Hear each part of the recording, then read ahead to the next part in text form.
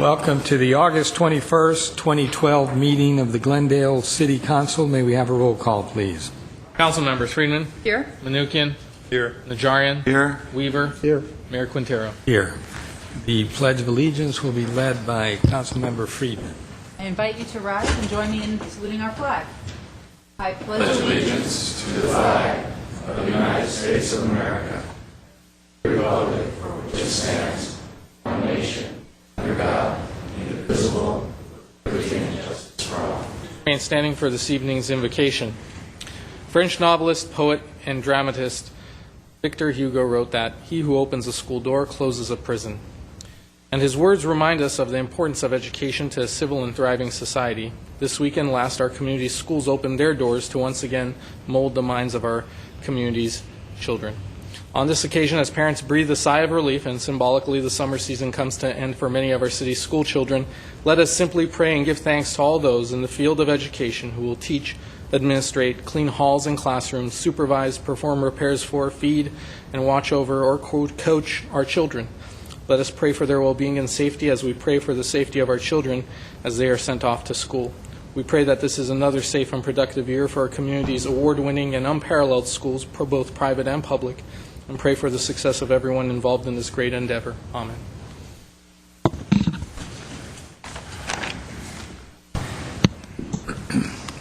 May we have your report, Mr. The Clerk? agenda for the August 21st, 2012 regular meeting of the Glendale City Council was posted on Thursday, August 16, 2012 on the bulletin board outside City Hall. Next. Next is a presentation of appointments. At 3A is the agenda preview of the meeting of August 28, 2012. Ms. Spears. Mr. Mayor, members of the City Council, for August 28th, for the Glendale Housing Authority, we have no business agenda items. That afternoon, commencing at 3 p.m., we do have a special public meeting of the City Council. This is a public hearing, Director of Community Development. This is continued actually from today. It's Stage 1 and Stage 2 design review for Bloomingdale's, which is located at 101 South Brand Boulevard. That evening for the City Council meeting to start at 6 p.m., we have a number of consent items. Director of Community Services and Parks, the Catalina Verdugo Adobe Restroom Project, and this is in connection with spec number 3467. Director of Community Services and Parks, this is regarding the Mountain Dew Trail and Catalina Verdugo Trail Construction Project and the sports complex. Director of Public Works, this is design at the Fairmont Avenue Park and Ride Facility. This is in connection with spec number 3492. That evening, we also have two action items. Director of Information Services, telephone and network cable service to replace the wiring in the Perkins, Fire Station 21, and City Hall buildings. And lastly, Director of Public Works, this is regarding the City of Glendale draft bicycle transportation plan and the bicycle transportation account grant application local match. And that concludes my report, Mr. Mayor. Thank you. Next, please. At 3B is a presentation of the Glendale Police Explorers who attended the 2012 Central Valley Explorer Competition in Tracy, California. Okay. Well, Mr. Ochoa, the chief's coming to the lectern. Certainly. This is actually very exciting for us, especially at this point in time where we are transitioning the organization and we're seeing so many folks attrition out of the organization. We look to the future at that bench strength for the future of Glendale, in this case Glendale PD, and wanting the organization to mirror our community. We have a very interesting presentation for you, Chief. Thank you, Mr. Ochoa. Mr. Mayor, members of council, we're very honored to introduce a very special group to you tonight. They're special and near and dear to our hearts over at the police department, and that is our Police Explorer group. We'll tell you about a competition that they recently participated in and did very, very well. But a little bit about the importance of the program that I think people ought to realize that this is really the future of the Glendale Police Department. And with our tough budget times, we've had to reduce the budget that supports this program.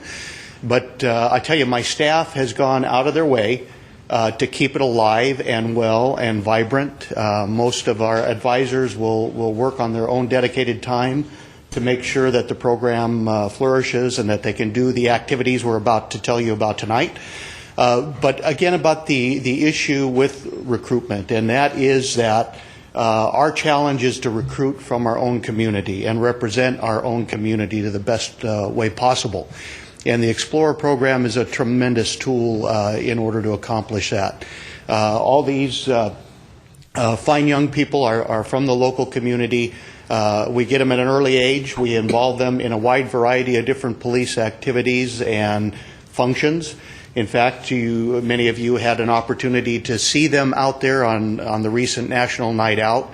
But a whole variety of different city events, and when large-scale incidents occur, these young men and women will come out and they'll work side by side with police officers and help us provide the service that we need to the community. Now, this is really the first step of a very important career ladder, because all these young folks can, after they get through high school, move on to our cadet program, which is an hourly program that they can attend while they're completing their college classes, and they get tuition support from the police department while they're going through that. And as they complete their classes, then they can take an abbreviated hiring process into a police officer classification or any other professional staff position in the department. And we've used this program now for several years. It's really starting to yield great benefits. In fact, we've just gotten over the 50% mark in our sworn rank of representing a minority background, for over 50% of our sworn personnel. So that is a direct result of the efforts that we put into recruiting from our own community. So we're real proud of these young men and women that recently did very well at a statewide competition. Again, our Explorer advisors really make it possible. They are Officer Larry Ballesteros, CSO Anna Marie Diaz, and Officer Renee Kerner that really shepherd this program and ensure that it stays as successful as it has been. So now we want to just introduce a little bit about the activities that they were involved with, and I'm going to invite Officer Renee Kerner to come up and tell you a little more about them. Well, Renee? Yeah. Hi, good evening. I'm Officer Renee Kerner, and I have been an advisor for the Explorer post for about 7 years or so. I got involved in it when I was working as a school resource officer, and it just kind of, it's something that our area in youth services handles, so naturally we took this on. In addition to that, I have been, you probably know, I've done our Youth in Law, which is a class that we taught with, that's for first-time misdemeanor offenders. They send them to a class with a parent. I taught that. I've done PAL, which was at-risk youth. I got to tell you, dealing with these guys it's the big breath of fresh air that gives you hope.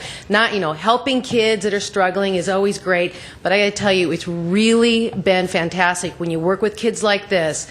Because so many times working in the high school, what's wrong with our youth today? You hear all the negative and all the discipline. These are the guys that give you hope to say that Glendale will always be a fantastic community, and our police department will always be a top rank. These kids put in more effort than you could ever imagine. It's not the uniforms and the rank that they're wearing and any badges that they're wearing. They have earned it. You would not believe what they go through. The process to become an Explorer is, first it's an interview. We don't accept everybody. We scrutinize actually really, really tough because we can't take on everybody. And we tell them, this is not an after-school youth program. This is our own inside hiring process. This is for kids that truly want to get into law enforcement. And not just as a police officer, but as maybe a crime analyst or working in forensic, anything within in our police department. So it's not just officers. And these kids apply. We go through, we do a background check on each one. They can't have any criminal record. They all have to have good grades, recommendations from the school. Then we go to their home. We do a check in their home because nothing tells a kid like their dirty bedroom. That's where it all comes out. We talk to the parents. We talk to the neighbors. And then they come in. We interview them again. We ask them why they want to, what's their hope? What do they think they're going to get out of it, et cetera. Because we're not taking them on as their high school senior project. This has to be something that they're passionate, that what we're investing in is we're investing in the Glendale Police Department's future. The kids then go to a 20-week course at through the San Gabriel Valley High School, and we're sponsored by the Boy Scouts, and they go out for 20 Saturdays. They get up at 6 o'clock on a Saturday and go to this academy from 7 a.m. till 3 in the afternoon. It's academic, it's physical training, it's a lot of testing, and not everybody makes it. And I think that's a huge commitment for high school kids to, on the day of prom, instead of getting their nails done, they're up at the academy, trying to earn for their future. And I think they really all understand that. What we do, we meet once a week on Thursdays, where we train either marching, or we train them for like different types of police situations. We do role playing, everything that could possibly enhance their ability to become an officer, including training them on how to interview, anything that could give them an extra edge. And I know it always looks good on a college application too. I don't know if anyone ever knows the depth of what it really takes to become an explorer. These aren't just volunteers. These are the best of the best. I'm going to show you when we went to Tracy I guess it's been about a month ago, 3 weeks or so.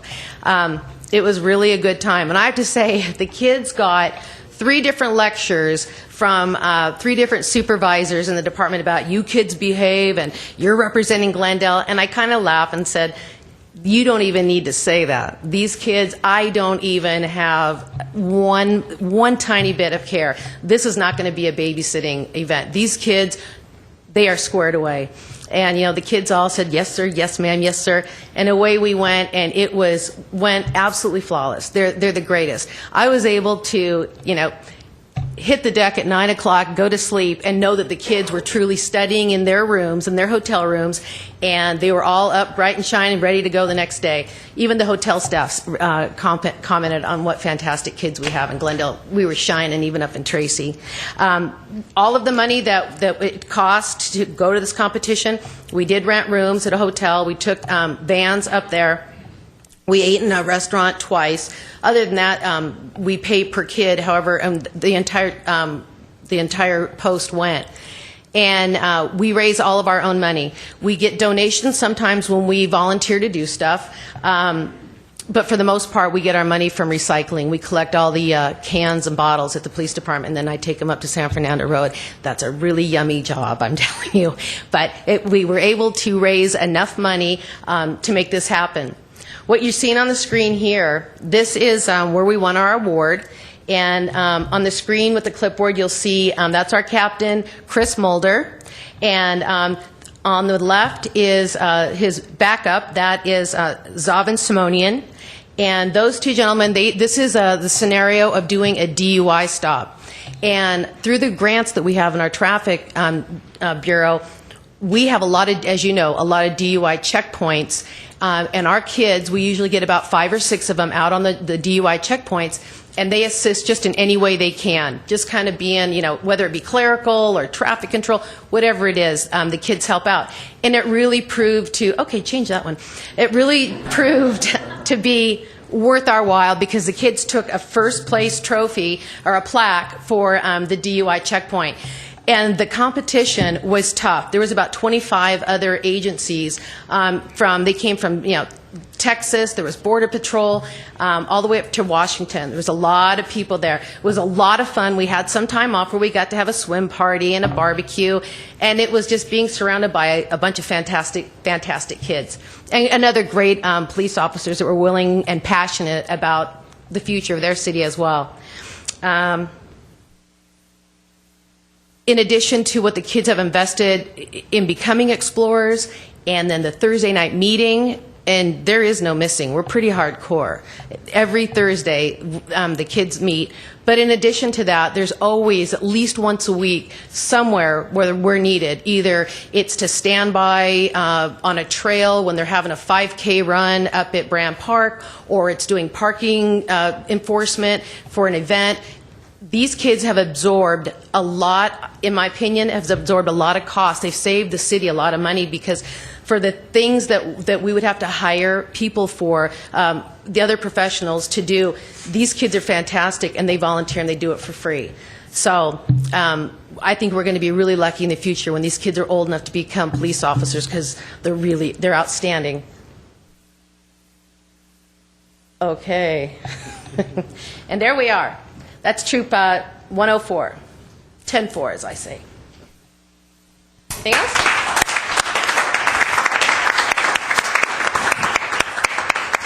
Well, it's somewhat anticlimactic after all that you all have accomplished and your energy, Officer Kerner. But I do have a mayor's commendation that I'm going to read and present to you.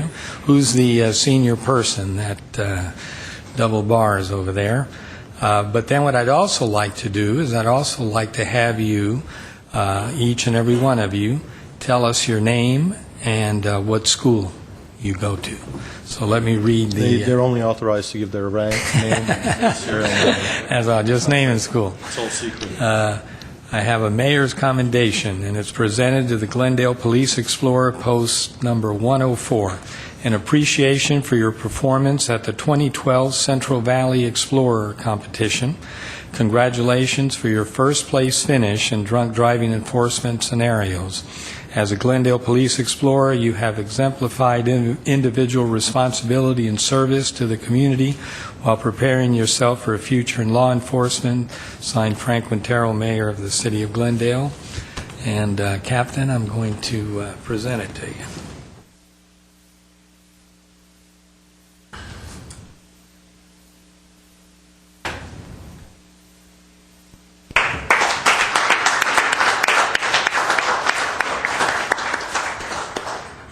My name is Captain Chris Mulder. Glendale Community College. My name is Alvin Simonian, and I go to Glendale Community College. My name is Leonardo Mellon. I will be attending the University of California, Riverside in the fall. Thank you.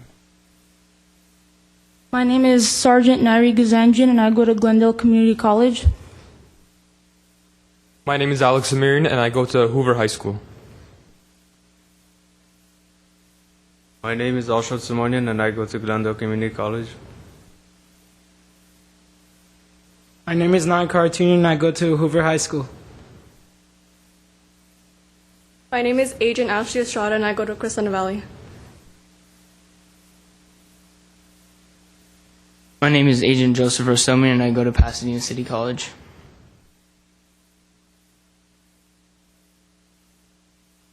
I'm Sergeant Josiah Hernandez. I will be attending UC Merced.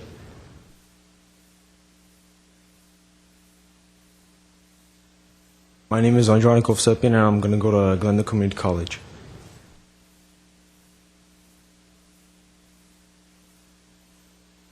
My name is Colin Yukan, and I go to Rosenlax Pubos. My name is Nathan Buckhammer. I go to Crescent Valley High School.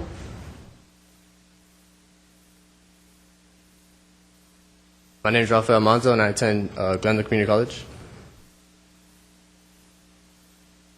My name is Captain Rebecca Martinez, and I go to Glendale Community College. Very good. What a great group of young men and women. Congratulations. Mr.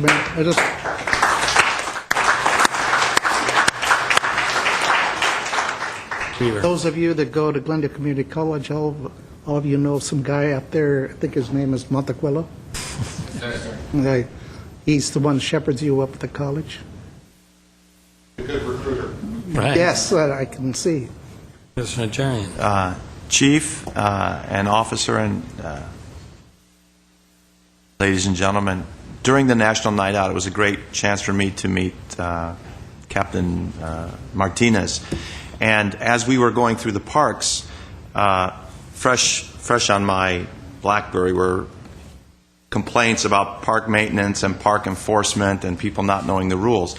So during a discussion with the officer that was with me and Captain Martinez, we batted around the idea of the explorers taking some role in not necessarily enforcement, but education to our park goers, to either hand out flyers or remind them their dog has to be on the leash, they can't light that bonfire underneath the pine tree, and please put your cigarettes and cigars and other stuff, in the proper disposal. So just a thought. It seemed like a good fit, and I'm sure you've got a process to develop activities, and I thought, several of us thought that would be a good idea. So I think they're a very, very great group and capable.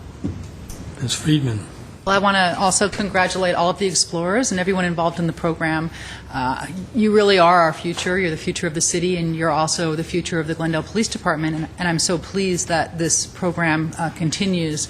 I had the pleasure of spending time with Captain Mulder during National Night Out, and I had to ask him, I think, 3 times if he was an explorer. I couldn't believe that he wasn't a full sworn Glendale police officer. He just, in the way he carried himself and his bearing and his knowledge, and I was just so impressed by him and glad to see him again, and congratulations to all of you on your award. I'm sure we'll be seeing a lot more of you.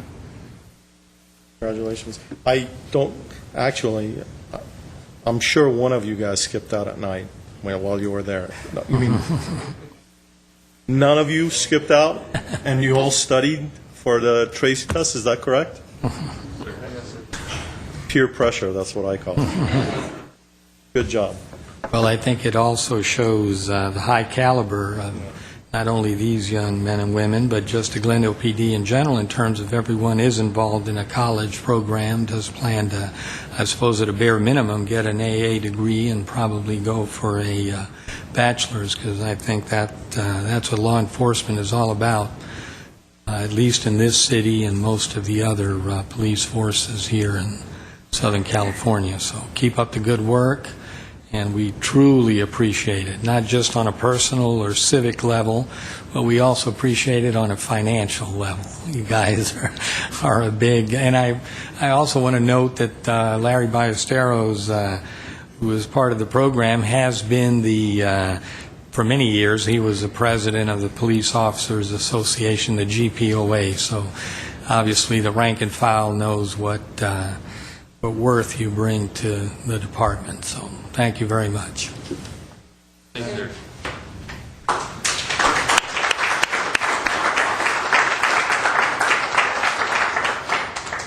Next, please. Next is City Council and staff comments. Comments, Mr. Manukian. Yes, sorry I wasn't here last week. I had to attend a tax seminar out of town to maintain my certification. However, the week before I did participate, and I know this is kind of late, I did participate in the National Night Out. I attended the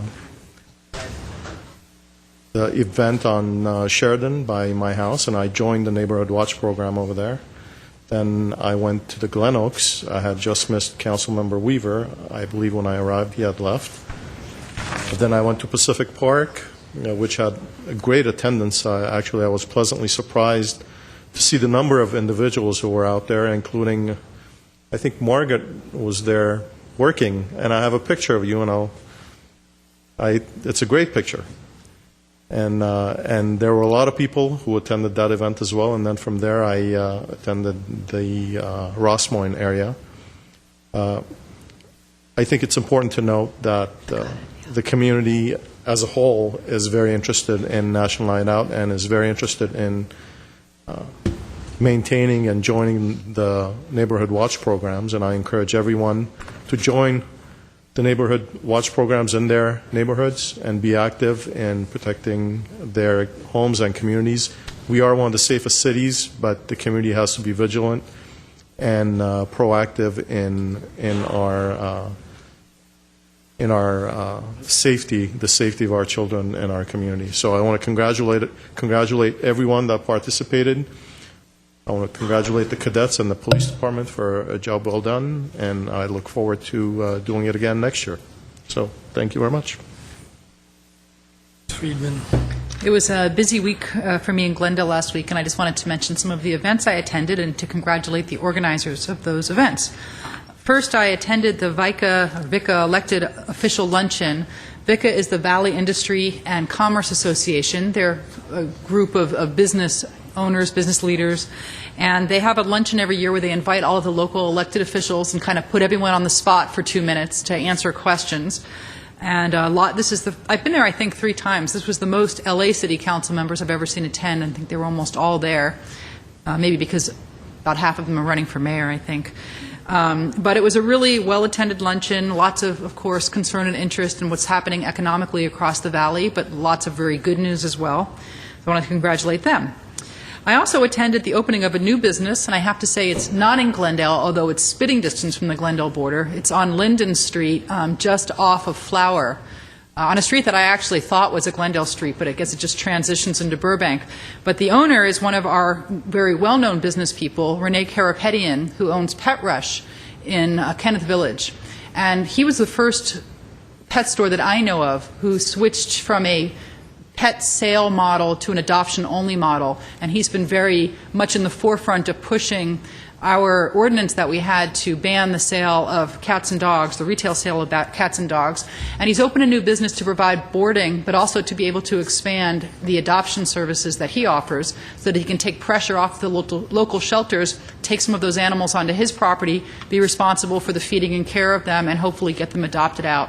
So I wanted to just wish him the best of luck with his new venture. Sunday, I attended a luncheon for the Seroptimists of the Verdugos, which is a branch that's in Glendale but also in the surrounding communities. And they, every year, give out awards. They give out grants to breast cancer patients who are underinsured. And they do things like help pay for daycare, help pay for apartments and food, and sometimes medical bills for breast cancer patients who are not able to handle all of the financial burdens that diagnosis can entail. So I wanted to thank the Seroptimists for all that they do in the community and congratulate them on their event. Last week, I also attended a meeting of a new Rotary Club. You know, we've got a lot of service clubs in our community, and it's always wonderful to welcome another one into the community. And they invited me to speak, and this Rotary Club is called the Moonlight Rotary Club because they meet in the evening.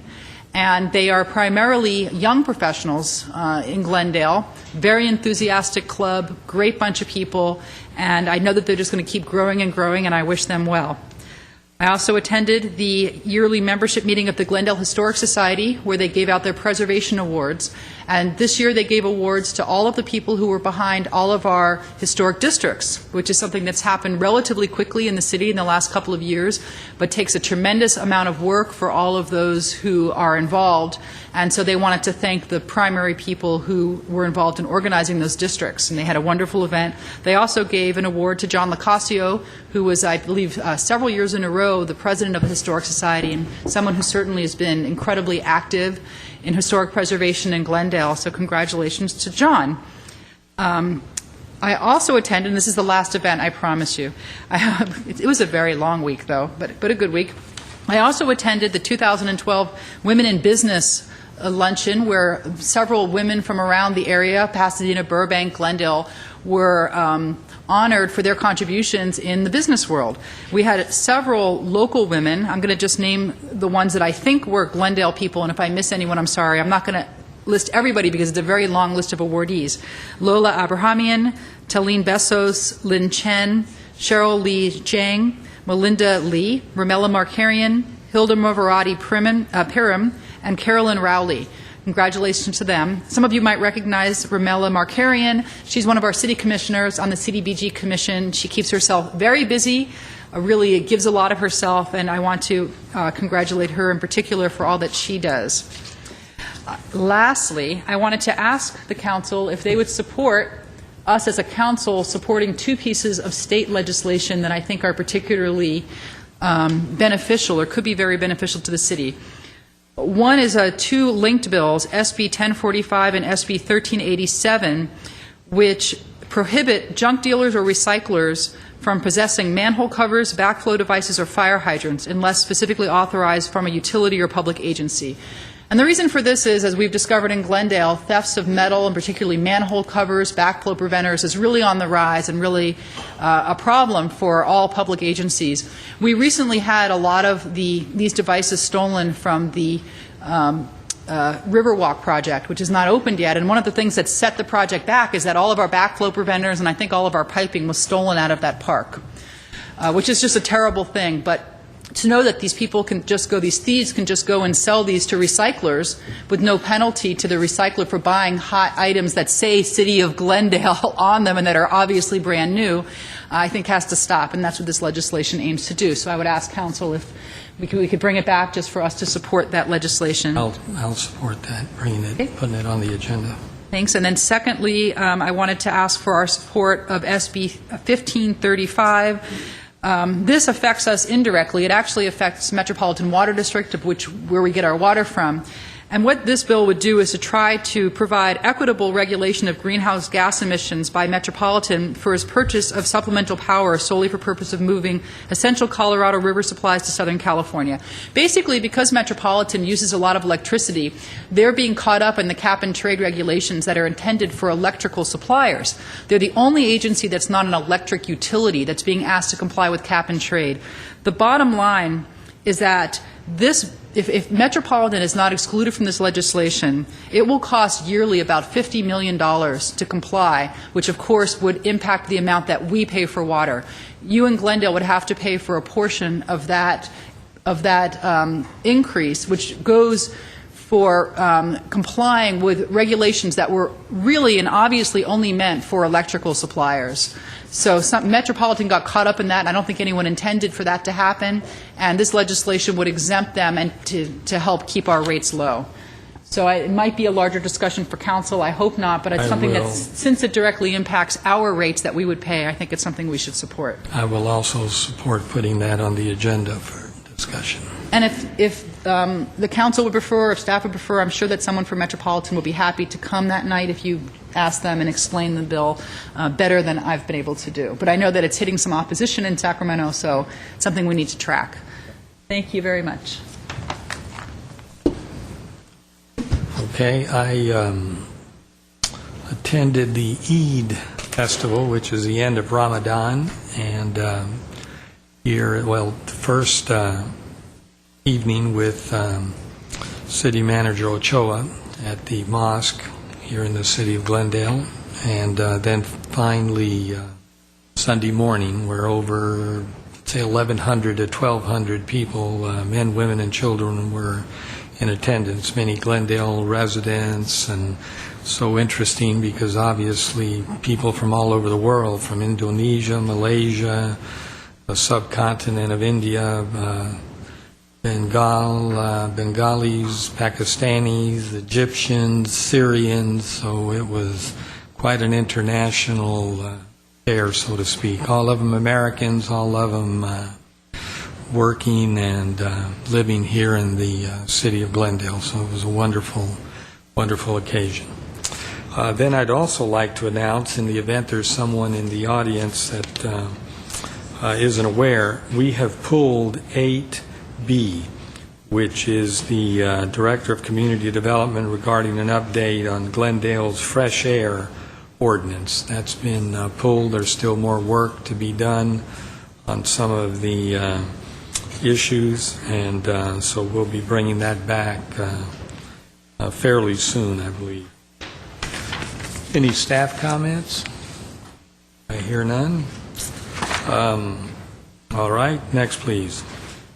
Next is a consent calendar. Consent items, the following are routine and may be acted upon by one motion. Any member of council or the audience requesting separate consideration may do so by making such a request before a motion is proposed. I have 2 speaker cards, so I'm going to pull D and E. B as in boy. D as in dog and E as Edward. I'll move the remainder of consent calendar. Second. Roll call. Council members: Friedman, Yes. Menuchyan, Yes. Najarian, Yes. Weaver, Aye. Mayor Quintero. Yes. Would you read D into the record? D is Chief of Police regarding Glendale Police Department participation in the County of Los Angeles real estate fraud Prosecution Trust Fund Program. At D1 is a resolution authorizing participation in the trust fund program. At D2 is a resolution appropriating $200,000 in grant funds to the prosecution and/or investigation of real estate fraud cases. I have one card, Chinook Ramirez.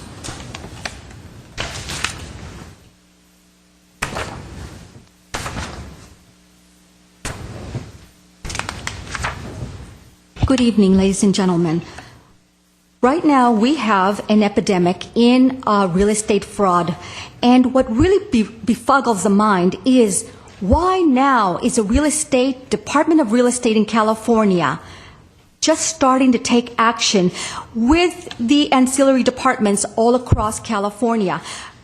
The Real Estate Department of California has known of the fraudulent activity since its inception. Why now? We have a catastrophic event and compounded with the illegal immigrations and the illegal immigrants who have compounded the problems with the real estate. Many of them have ponied up the money with drug money, and there's so many ways that these illegals are incorporating or bringing their, shenanigans from Latin America into the United States and amalgamating and twisting it and tweaking it all sorts of ways and causing a lot of the consumers and potential homeowners homelessness.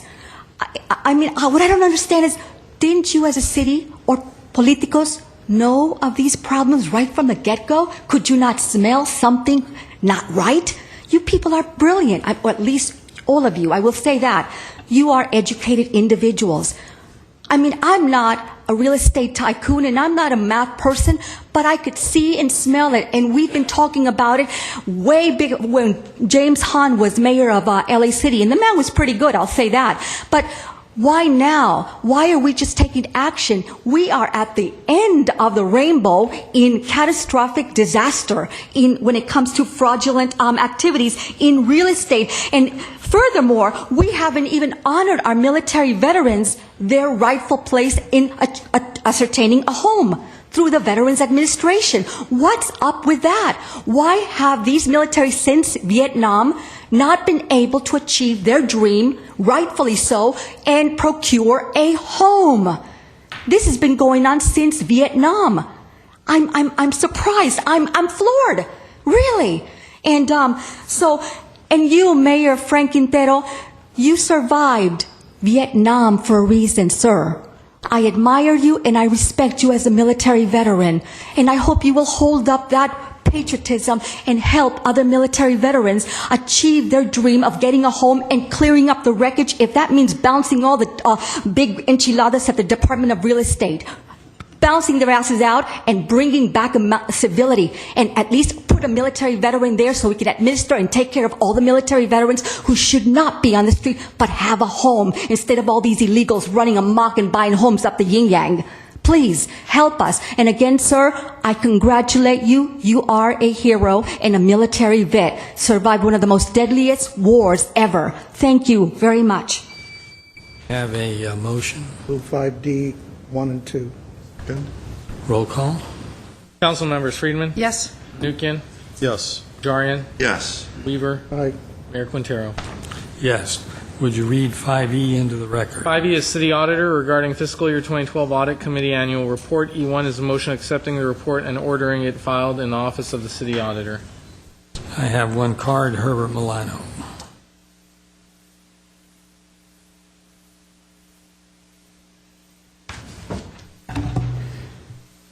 Good evening, Mayor Quintero, members of the City Council and staff. My name is Herbert Milano.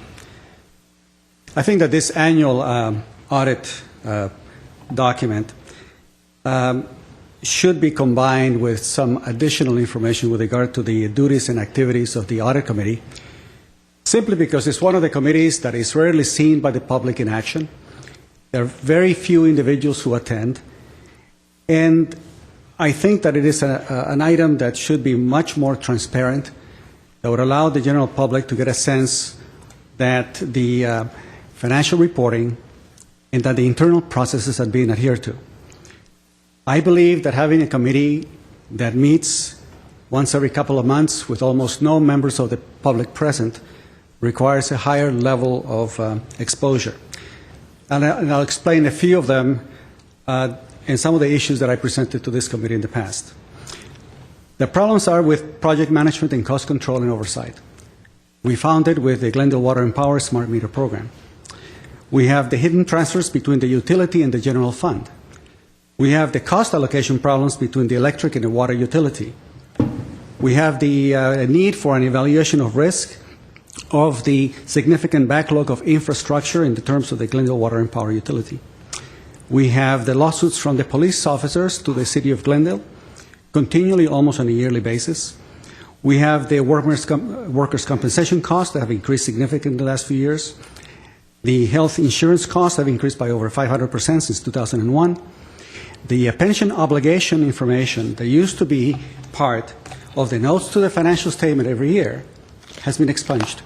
It no longer appears, and this is our future obligation. I've talked to the committee about it.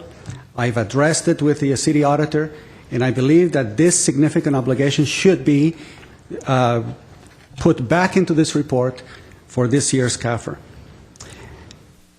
The last time I mentioned my suggestion that these issues concerning transparency and openness, that the system be televised, I was basically dissed by Councilman Weaver, that the only objective that I had was to basically see my face on television. There are significant issues that could have been identified, especially the financial problems that you're now facing, did not come overnight. They've been brewing for a very, very long time. And it is my suggestion and my encouragement that the City Council take action to make the Audit Committee a monthly committee of individuals who are versed in accounting or CPAs, individuals who know about cost accounting, and that these meetings be televised so that the general public can become aware of the issues and the challenges facing Glendale. Thank you. I have a motion. Question.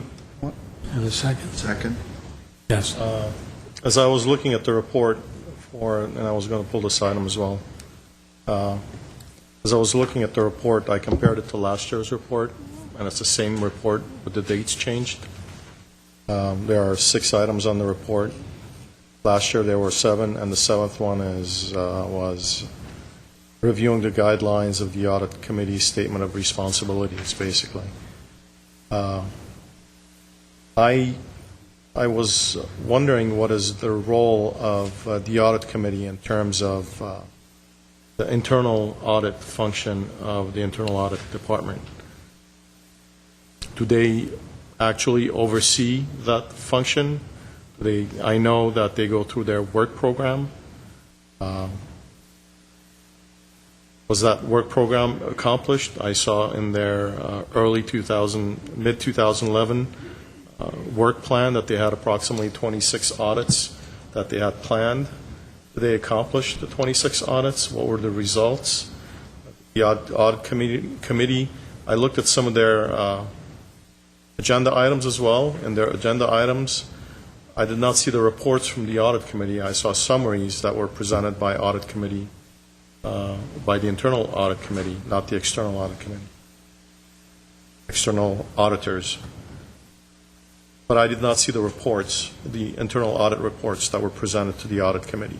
Are those reports presented to the Audit Committee? Does the Audit Committee review those reports? How do they direct your work plan?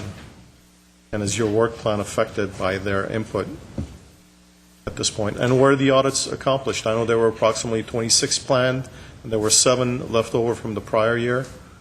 Were those accomplished? How much of it was accomplished? And give us Sure, I'd be happy to. Good evening, Mr. Mayor, members of the City Council. Michelle Flynn, I'm the City Auditor. I'm going to be presenting to the committee in the September meeting the update and our accomplishments for this last year, which would tie into what our work plan was. So they haven't actually reviewed those results, but I'm happy to provide those to you tonight if you'd like. We completed 15 audits during the last fiscal year. We didn't complete all of what was planned. There were some that were not planned that we did do. Others took longer than anticipated. That's pretty typical with our work program. They do review our audit reports. They receive them as they're issued along. So is it part of the agenda, or do they receive them individually? They receive them when the reports are issued, and they're also provided a summary at the meeting My staff is present, so am I, and we provide a summary to the committee. They're also available now online. They're linked in the agenda item. I looked for them, I couldn't find them. On They're on the agenda items? Or the Correct. audit On the agenda item where it's the audit update, attached behind that are all the copies of the reports that were issued. And so those are provided as they're issued. They're also provided to you all as well, and the departments. So they do review everything that we do. They provide input to our plan when I have a draft report or a draft plan for them every year. They do provide the input, and then I review it with the city manager, and we finalize it, work forward. They are aware of any changes. If there's new audits that come up, we talk about all of that at every meeting. And you're accountable to the city manager? Correct. Okay. Correct. Were there any... I'm sorry, sir, just with a measure of independence unto herself. Okay. And how is that independence determined, and how much of an independence does she have? If she wants to audit, let's say, the city manager's department, is she free to do so without you, but the city manager interfering and stopping her from looking at some of the issues that She has an ethical obligation, a professional ethical obligation to stand, and the org chart comes under our office, to stand separate and apart from our office. That is why Ms. Flynn is an executive at that level at the table with the other execs. So that way she does carry that co-equal type of stature. In terms of the work plan, does the audit committee decide what your work plan is, or you decide what the work plan is and you present it to them? Do they have the option of saying, your work plan is great, but we'd like to add such and such item to it? Are they free to do that? Absolutely. The draft audit plan is derived by myself along with the city department's input. I work with all the executives, and we come up with a draft plan, and that's based on risk, priorities, pretty much what the organization is going through, and where we see there needs to be some audit focus for the year. That then goes to the audit committee, and they review that and provide their input back. And we have that discussion, and then if there's any changes, then I will make those, and then that's when it goes to the city manager, and we do the discussion there. Over the past years, were there any disagreements between your department and the audit committee? Disagreements? No. In terms of the work plan, whether to audit a certain thing or not to audit a certain I wouldn't call it disagreements. We've had the discussions over why certain audits were selected and why other things were scheduled and not scheduled. So that definitely is a good dialogue that we have. Were there any audits that the audit committee wanted you to perform and it was not done, or you disagreed with them that you shouldn't have, or that you can recall? I'd have to go back and look at minutes. Nothing is coming to mind at this point. So it's not something that will jump out at you? No. Nothing? Not that I can recall, no. Thank you. And not to my knowledge either. Mr. Mnuchin, I'm also available at those meetings, and I can't recall either, but it would be good to look at the minutes to just make sure. That just indicates that the internal audit executive and the audit committee are colluding. I can tell you just that. Making light of it. Certainly. No, a bit of levity is always important. Keep perspective. I can tell you that as the council is somewhat aware during the budget process, this is effectively this current fiscal year is an evaluation year. We keep referring to it. So the work plan that Michelle and her team are putting together really is kind of a 24-month work plan to look at those things where we've had significant change and trying to measure against what is a standard and what deviates from that standard. And so we'll be bringing that back to you as well. Some of the audits I was looking at scheduled 200 hours, and you spend approximately 570 hours. Is that normal? I know half of your audits went over the amount of hours that you had budgeted to it. Does that indicate a problem or lack of staff? Or the only problem it indicates is that I can't guess. So it's my best guess when I put the plan together. And we are 12 years in existence as a section in the city, and we're still, I would consider us relatively new. Yes, I know. Thank you. So I would consider us still relatively new. There are areas that we have not audited, so just sometimes it's a first time we're doing a certain project, we think it may be a certain amount of time, scope, and then it takes us in a little bit different direction. So, And but staffing, we have. Go ahead. You have the audit reports available? I know you. Yes. I know I get some of the internal audit reports once in a while, but I don't know that I get all of them. You should receive every single one as we issue them. If there are any that are missing, I'm happy to provide them. They're also public document as long as they're not under attorney-client privilege. They're public document on their audit committee and under their agendas. Is there Correct. anywhere else that they're available to? Not at this time, other than just a request through my office, and I'd be happy to provide them. So, but they are on the website under the audit committee agenda items? Correct. Correct. Thank you. Sure. Thanks. Okay, do we have a motion? Yes, there was. And a second. Oh, there was, that's right. Roll call? Council members: Friedman, Yes? Menuchyan, Yes. Najarian, Yes. Weaver, Right. Mayor Quintero. Yes. Next, please. Next is oral communication. This is a portion reserved for any 3-minute event, community event announcements. I have one card, Sharon Wiseman.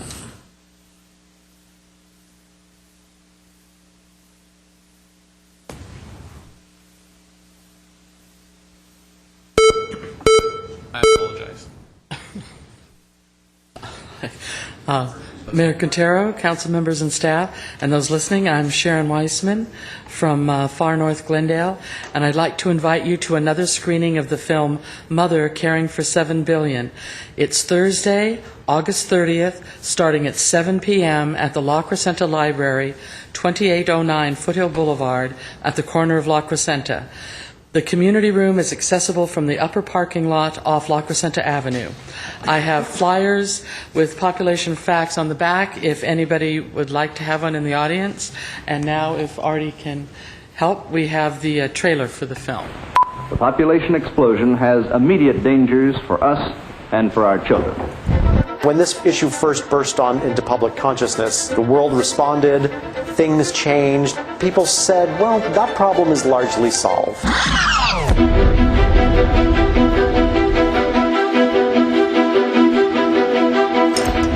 I'm the youngest of a family of 10 kids. My brothers and sisters have gone on to have many children. Their children are now having children. Each person has to have a home, has a car. The impact is huge. We have a compound problem of rapidly growing populations at the same time as our demand for resources is increasing, but the size of the planet is not. You look at some of the poorest countries in the world, and they're scheduled to double population-wise in the next 30 or 40 years. Education and health cannot keep up, and poverty goes right along with this. And the only solution we have, grow like us. We have reached a real important threshold in our relationship with the planet. We are the major agent of change. It hit me how strongly women are at the center of the population issue. And until women speak up, it won't change. A girl who's educated will have fewer children, and they're not only improving their own lives and those of their family, but they're contributing to society. Our shared humanity gives us those kinds of insight into what really makes a difference in life. We've been chasing the wrong things. We're going to need a different compass than growth as it is currently measured. We want to grow in wisdom. We want to grow in knowledge. We want to grow in just plain smarts, figuring out how to live well and take care of each other on this planet. What is the kind of world we want for our children that really honors not only human diversity but honors our Mother Earth?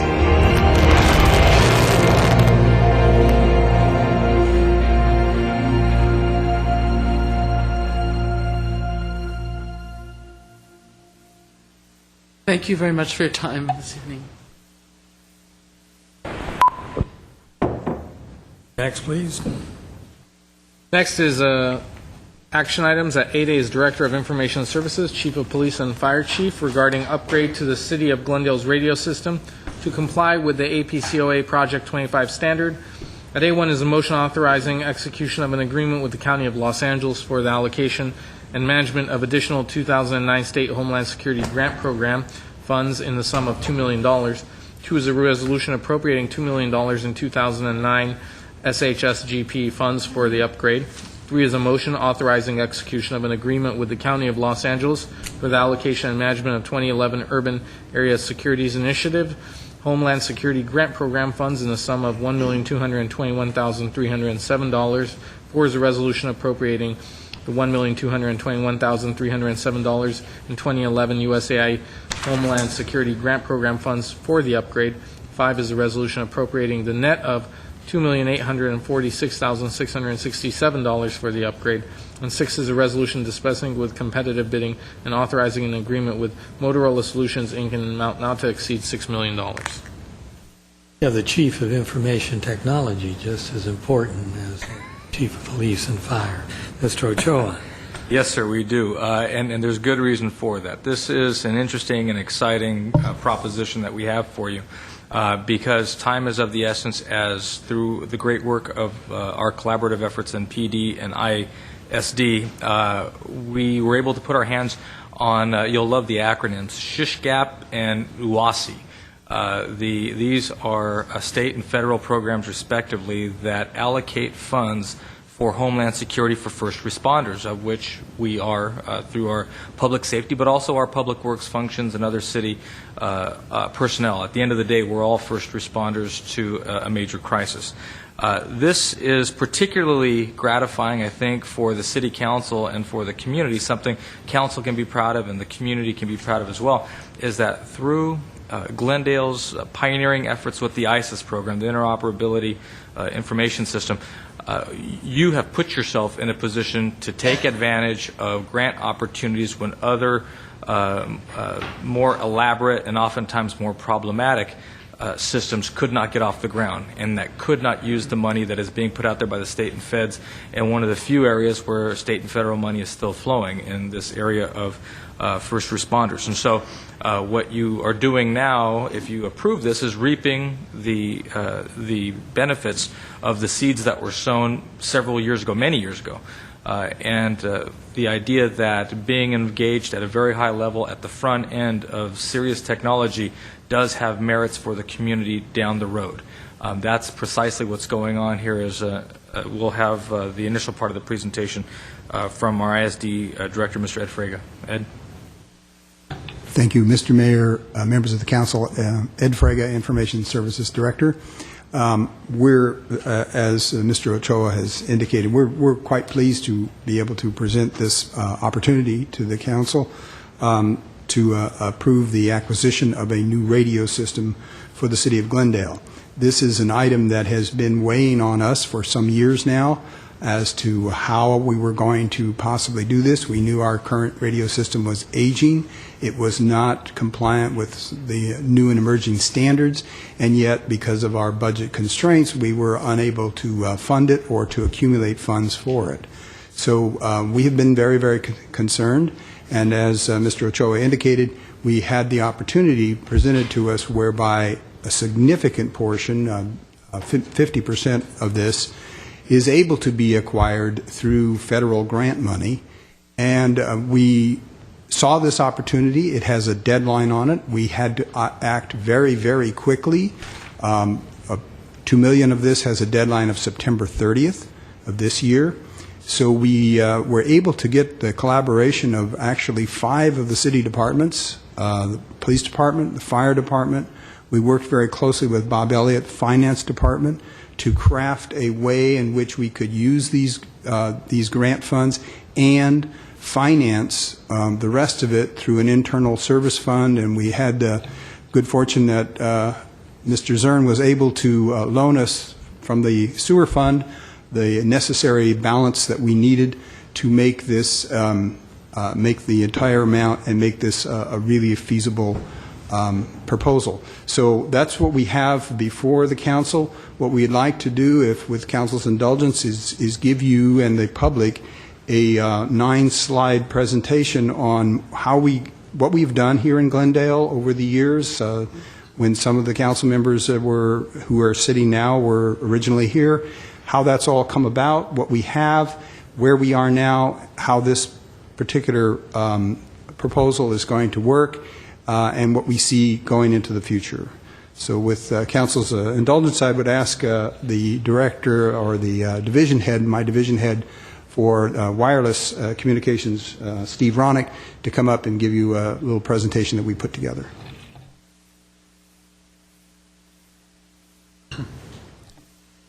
Mr. Mayor, members of the council, can I have the first slide, please? Remote control right Remote control. Oh, we've gotten so high tech. I'm not the audiovisual kid anymore. Mr. Mayor, members of the council, Steve Ronick, Administrator of the Wireless Communications Division of Information Services.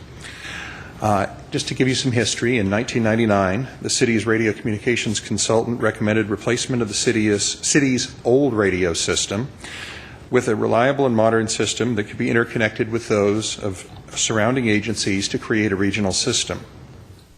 In 2001, city staff met with surrounding agencies to gauge their interest in replacing their aging radio systems with similar technology and interconnecting the systems to create a regional network, and we found a great deal of interest. I bring these up mainly because I want to, for historical perspective, before the tragic events of September 11th, the City Council had already recognized the problem of public safety communications interoperability and had directed staff to find a cost-effective solution to it.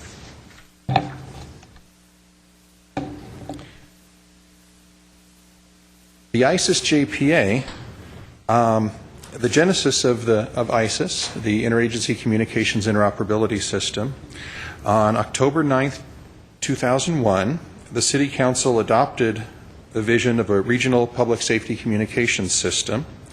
The system was created by independent cities interconnecting their systems at a cost just slightly more than replacing their system, which they all had to do anyway. The systems were around the same age and used the same technology and the same frequency range. The council approved a $16.2 million project to replace Glendale's radio system, including a site out in the West Valley which covers Santa Clarita and Simi Valley. To carry forward the vision, in January 2002, Glendale hosted a meeting at Fire Station 21 to introduce ISIS to the public safety community. We had approximately 150 public safety officials from all over Southern California attend, some from the state, who came down from Sacramento. It was covered by the press. We even got written up in the LA Times, not the news press, but the LA Times itself, which I thought was kind of a big deal.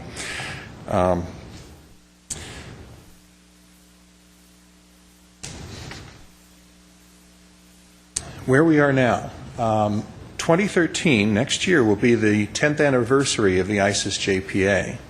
The Glendale system came on the air in November 2002. That was and we'll get into that. Glendale's the cornerstone of ISIS. So while other agencies have been discussing concepts, ISIS has been providing public safety communications interoperability on a regional level for almost a decade. In 2006, the city was awarded a Helen Putnam Award by the League of California Cities in effective advocacy, intergovernmental relations, and regional cooperation. And regional cooperation is the key. That's at the heart of ISIS. We took a group of cities which had always been fiercely independent and rather parochial about their radio systems, and we joined together to work together and share our resources. Oh, and the current member cities, I think I do need to mention, Beverly Hills, Burbank, Culver City, Glendale, Montebello, Pasadena, and Pomona. Torrance was one of the original members of ISIS, for those of you who were here back then. They've expressed interests. We'll see how that goes. But once we're Project 25, we could see ISIS grow considerably. Most of the agencies that we've been talking to want us to be P25. Oh, and you'll hear me use P25 instead of Project 25, but I'll get to that, sir. The current status of ISIS, where we are today. The Glendale, every radio system in ISIS is a cell. They operate like a cellular system where a user leaves one city, leaves the coverage of that radio system, and picks up another cell, another radio city's coverage. We also have cells on Oat Mountain out over Chatsworth, which covers Simi Valley and Santa Clarita Valley, and then Hauser Mountain, which was grant funded. Congressman Schiff got ISIS a grant for that rather early on, and that covers pretty much the entirety of the Antelope Valley. We've even had units out in Boron who were able to use the system. The 9 ISIS cells, 7 cities and the 2 additional sites, are connected through the Glendale master site that's here on the Civic Center campus. The Glendale radio system is the cornerstone of ISIS. Because of our terrain, because of our mountains, Glendale has 3 mountain ranges in it. Because of that, our radio system covers a very, very large geographic area. So when a unit leaves one city, say Culver City, and heads east and loses connection to their system, they can't pick up Montebello's cell yet, but they roam on to Glendale. Glendale is the glue that holds all of ISIS together. The Glendale system was purchased in 2001 and placed into service in November 2002 with an estimated life of 10 to 12 years. Spare parts are becoming difficult to obtain. I can give you an anecdotal example of the problem this is causing. We had a portion of the system, a small portion, so it was transparent to the users, go out of service. Motorola only has so many spare parts because they haven't been manufactured in years. And we had to wait for another customer. It was only a couple of days, but still we had to wait for another customer to return a part and have it repaired before we could fix, it was actually a logging recorder, in our system. And so the inavailability of spare parts is starting to become a problem. We're also noticing that we are getting failures at an increasing rate, which in a system that people depend on for their lives is simply unacceptable in our opinion. Because the system is 10 years old, it's reached end of life, and Motorola has moved on to new technologies, as has the entire wireless communications industry. End of support of the system is on the horizon. We will, if we go past end of support, which is coming up within the next 2 years, 3 years, if we go past that, we'll have a situation on our hands like a neighboring county did, where their system was out of support and they had one cell of their network completely off the air for an extended period because there simply were no parts available. So subsequent, we wanted to do a P25 system from the very beginning, but the Project 25 trunking standard had not yet been adopted. Since system implementation, it has been, and it has become not just a nationwide standard, but it is gaining acceptance internationally. There are systems literally all over the world that are Project 25. 6 of the 9 ISIS radio systems of the cells have been completed. They are Project 25. Burbank is very soon going to upgrade their radio system. Glendale, of course, would be number 8. And Montebello is the last system. And we will be, through ISIS, all of the ISIS partners are putting our brain trust together and trying to figure out how we can get Montebello upgraded. Hopefully, I believe there will be more reprogrammed grant funds coming available, and we're targeting that for Montebello at this point. The highest priority of the ISIS board is to take the entire system to P25. The last point here. Am I on the right slide? I'm sorry. Okay. The Glendale radio system needs to be upgraded to Project 25 trunking. The importance of that is, I think I've expressed, we want to maintain interoperability, of course, with our ISIS partners and surrounding agencies.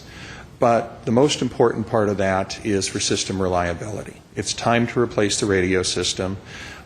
Seconds count when a 911 call comes in. We can't have delays in dispatches. Lives depend on this system. So we really need to do this upgrade. The city had wanted and intended from the very beginning to accumulate replacement funds in the wireless fund. Unfortunately, budgets every year have become more and more challenging, and so funds that had accumulated in the wireless fund and other funds throughout the city had to be repurposed because there were other exigent necessities of the moment that had to be taken care of. And so we didn't have the money when we need the $6 million. And it's been a great concern, I know, for all of us, all the executives in budget discussions as well. How are we going to do this? Well, we got a grant 2 years ago, of $2.6 million to upgrade Glendale's master site, which is the core of ISIS, the part of the ISIS network that arbitrates roaming, that provides the connectivity, the interconnectedness of all the cells. We also got, just last fiscal year, a $500,000 grant to replace Glendale's Oat Mountain site. So we continue having coverage in Santa Clarita. But after all that was done, we still had a $6 million funding hole. Recently, the police department was able to secure $2 million in reprogrammed SHISH-GAP 09 funds. These funds must be expended with canceled check in hand by September 30th, which would ordinarily be impossible, especially on a system of this magnitude. Motorola, on their own volition, placed an internal order. Because of the relationship ISIS and the city have with Motorola, they placed an internal order. They ordered all of the equipment. It's in staging in Schaumburg, Illinois. It's been tested. It's been constructed. It's been tested. And upon issuance of the POs, it'll be made ready to ship, and we should have it roughly 2 weeks after POs are issued. So we will make the grant deadline, just barely, but we will make it. The police and fire departments were able to secure an additional $1.2 million in UASI 2011 grant funds, and then the Public Works Department agreed to loan the wireless fund up to $2.8 million from the sewer fund at an interest rate that was beneficial to both funds. So through, as the slide says, through teamwork and creativity, a proposed solution to the seemingly, and it really did seem insurmountable, $6 million funding hole was found. Replacement of the system, the Glendale cell, was originally proposed by Motorola at $10 million. I've been dealing with Motorola for 37 years. I can tell you I never accept anybody's, especially Motorola's, first proposal. We negotiated with Motorola. We got it down to $8 million. Because the system, Motorola looks at ISIS as one big system, because it really is. Even though the cities own and control their own cells, it is one regional system. Motorola sees this as a major regional network doing a system-wide upgrade. Because of that, we were able to get the cost down to $6 million, because we're doing this along with our ISIS partners. When the $3.2 million in grant awards is included, we are able to acquire what was originally proposed as a $10 million system, but we negotiated to $8 million at 35% of that $8 million, or 1/3 of the cost, or the negotiated cost of the system. So the city will be paying $2.8 million for the radio system. A little bit on the future, the Project 25 standard is the future. It's required by the Department of Homeland Security for any grant-funded interoperable communication purchases. It's an open standard. There are many equipment manufacturers, especially for mobile and portable radios, user equipment. We see, since we see more equipment coming into the market since the Project 25 trunking standard was adopted, we fully expect to see and are seeing user equipment costs coming down. That doesn't mean we won't get high-tier radios for police and fire whose lives depend on reliable communications. We will. And at such time that there are radios as reliable as Motorola, we will look to other manufacturers for competitive bid. For general government radios, we will put out a competitive bid, and we will save a lot of money by doing that. The infrastructure completion, we project, should be by the end of 2014. There is an awful lot of work to do after we receive the equipment, the grant-funded equipment. Police and fire, we have a handful of radios that aren't P25, but the bulk of their fleets are. So police and fire are ready to go.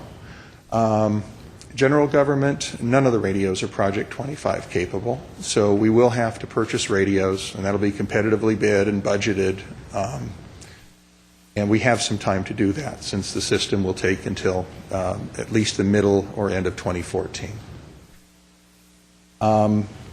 Bottom line is this project will ensure that the city has reliable life safety communications for the next 10 to 15 years.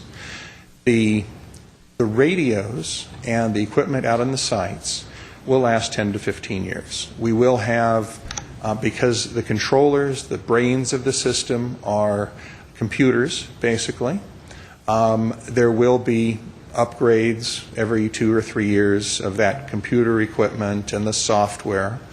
And of course, we will continue with Motorola maintenance and support. We get exemplary support, both from the manufacturing sector and engineers and the local support teams, to keep the system working. So we, of course, will have ongoing costs involved. This isn't, you buy it and forget about it, as I'm sure all of you are well aware. But that's the presentation. I'll be happy to take any questions. On the takeaway of this issue, when we have a need and we have preparedness, opportunity tends to bubble up to the surface. Were it not for the foresight of the council putting Glendale in a position, much like we did with Verdugo Dispatch on the fire side, here with ISIS on the police side, we wouldn't have access to these grant funds. That radio equipment has to be replaced anyway. To the extent that we're able to keep Glendale dollars in Glendale budgets and take money from grant funds that can't be spent by the people they were originally intended for in an area as important as this, that's a positive meets a positive, and getting exponentially better as time goes. So truly, it's something that, as again, the council and the community can be quite proud of. Well, and I want to thank Police Captain Ray Eady, who's been at this from the inception. It's been his life's work, so to speak. No, he's done a lot of other things in the department, but it seems that for the past, God knows, at least for a decade, he's been at it. And I hear from other police chiefs when they talk about him and how much of a sort of bulldog he is in terms of going out and getting the funds for this project. Okay, I have 3 cards. Herbert Milano, followed by Chinook Ramirez.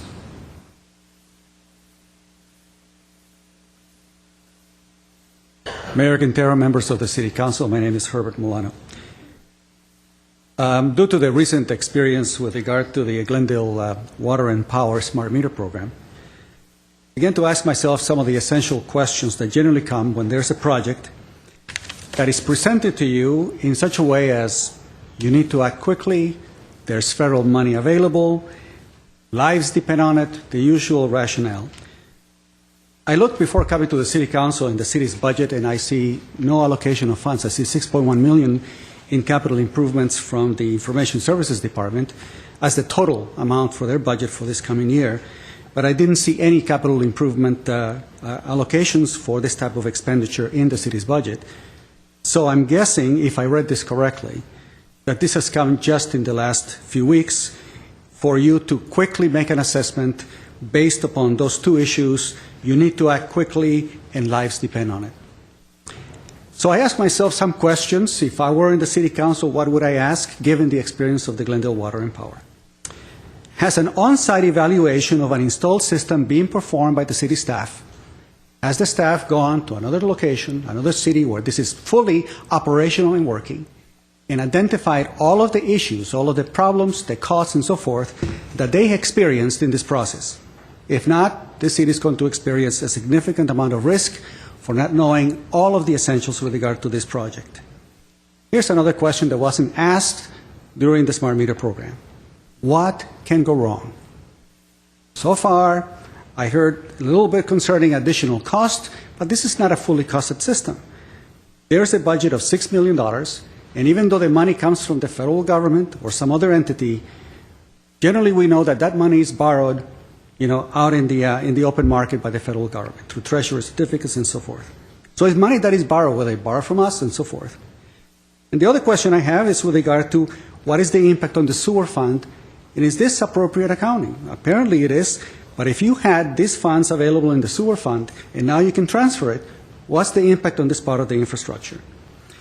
I know that the justification was based on essential things, that we need to be on board, that we need to have cooperative opportunities, that we need to take advantage of this federal money. But I think that oftentimes when the City Council acts too quickly on all of these urgent presentations, you don't get sufficient time to fully vet the potential risks that may come up in the future. So I'm suggesting to the City Council to ask those questions. Has an on-site evaluation been made of a system fully up and running, and has a full evaluation of all of the potential cost and risk been done? And what additional things can go wrong? I hope you can answer those questions. Chinook Ramirez, followed by Aram Kazazian.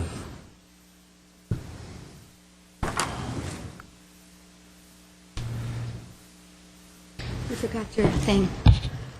Good evening, ladies and gentlemen. You know, with all the gizmos and gadgeties and high-tech communication paraphernalia, you haven't been able to correctly solve the bottom line or the common thread of human component. And with opportunity comes responsibility. Any jackass can grab monies that rightfully belong to others or potentially could belong to other cities that will have some kind of a dire predicament.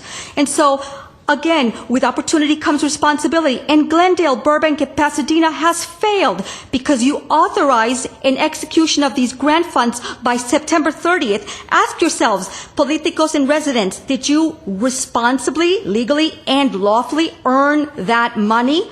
I don't think so, for there has been waste, fraud, and abuse and slackardness. Because, again, look at the streets. You have a Latino gang infestations and criminal illegal aliens. And now it is an epidemic bordering on violent, deadly, and soon to terrorism, domestic terrorism that will soon embark in the skies. But Officer Pavlidis will fabricate the crime reports and data. My second question is, where did the U.S. Homeland Security procure all these funds to disperse when they too have failed America in keeping its democratic national sovereignty unsafe and not intact? Hell, they created mayhem. Not the Homeland Security nor Glendale PD exercise common sense. My suggestion to both Homeland Security and Glendale Police Department is first, before you go into all these grants, is first raise the bar in standards, i.e. morals, values, ethics, principle, objectivity, fairness, honesty, integrity, honor, bravery. That means no filing false police reports, officers. That's a felony. And not to abuse or violate the power of the badge. like the following tarnished badges, and they are Officers Gilkerson, Quintero, Pavlidis, Shine, Vidal, and dispatchers. Once you have raised the internal department standards, then and only then you have tackled the human component problems, and you have provided public safety, health, and welfare, and with good old-fashioned common sense, with discipline and due diligence, that you can now go and apply for all the grants that Homeland Security and other cities may be willing to share with you. I think it's a bilateral form of decision that should be done correctly, right to the last penny. You should ask for no more and no less. Raise your standards. Be honest. And that is gut-wrenching, because any jackass can take money from anywhere and everywhere. But not any jackass can say, you know what, I'm going to hold back. I think we're going to work with what we have now, because we may need it later, and no one's going to give it to us then. So again, you're a Vietnam War vet, Mayor. Use that common sense. Thank you. Kazazian.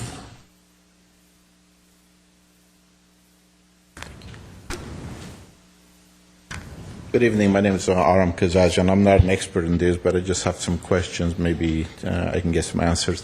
I understand there's two communication systems. One is a data and one is a voice. And is this system compatible to a data and voice being transmitted low into the hills, or is it high? Because sometimes the data will not work on the low side of the hillside areas. So I'm not sure if this been, I'm sure it's taken care of it, but I just have questions on that. And what are the different towers that are this transmitted from? Are they capable of transmitting into the Glenox Canyon area, or the different canyon areas has been tested? There's a test on the system. That's one question I had. Those are the main things I'm really was bringing up. I'm not an expert on this, so I cannot and give you much more, but I'm sure some other people have worked on it and they know more about it. If I can get some answers, I appreciate it. Thank you much. Okay. First of all, any comments from council? Mr. Weaver? Let's see. I was here in 1999 when this started. I've been to conferences where ISIS has been discussed. We are at the forefront on this item. We're recognized, I guess, all over the basin for what we have started, all these cities signing on. Ability of all these cities to communicate with each other instantly and for mutual aid and anything else is just tremendous. You don't realize the application of this system, what it means. And anything gets old, cars, anything does. Technology keeps evolving. You have to keep up with the times, because this is the future.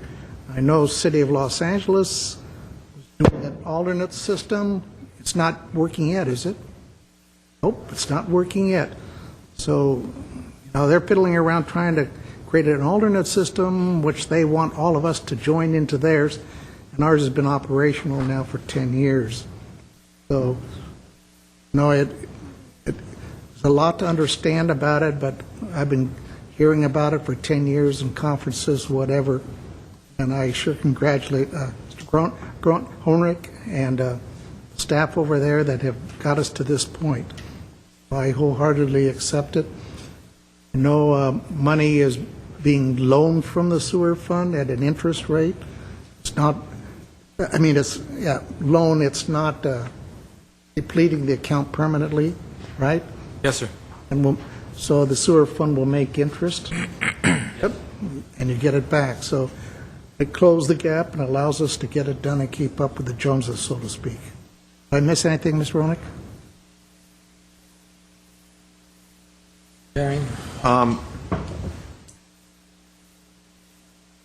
As I understand it, most of the other cities in ISIS are already up to P25.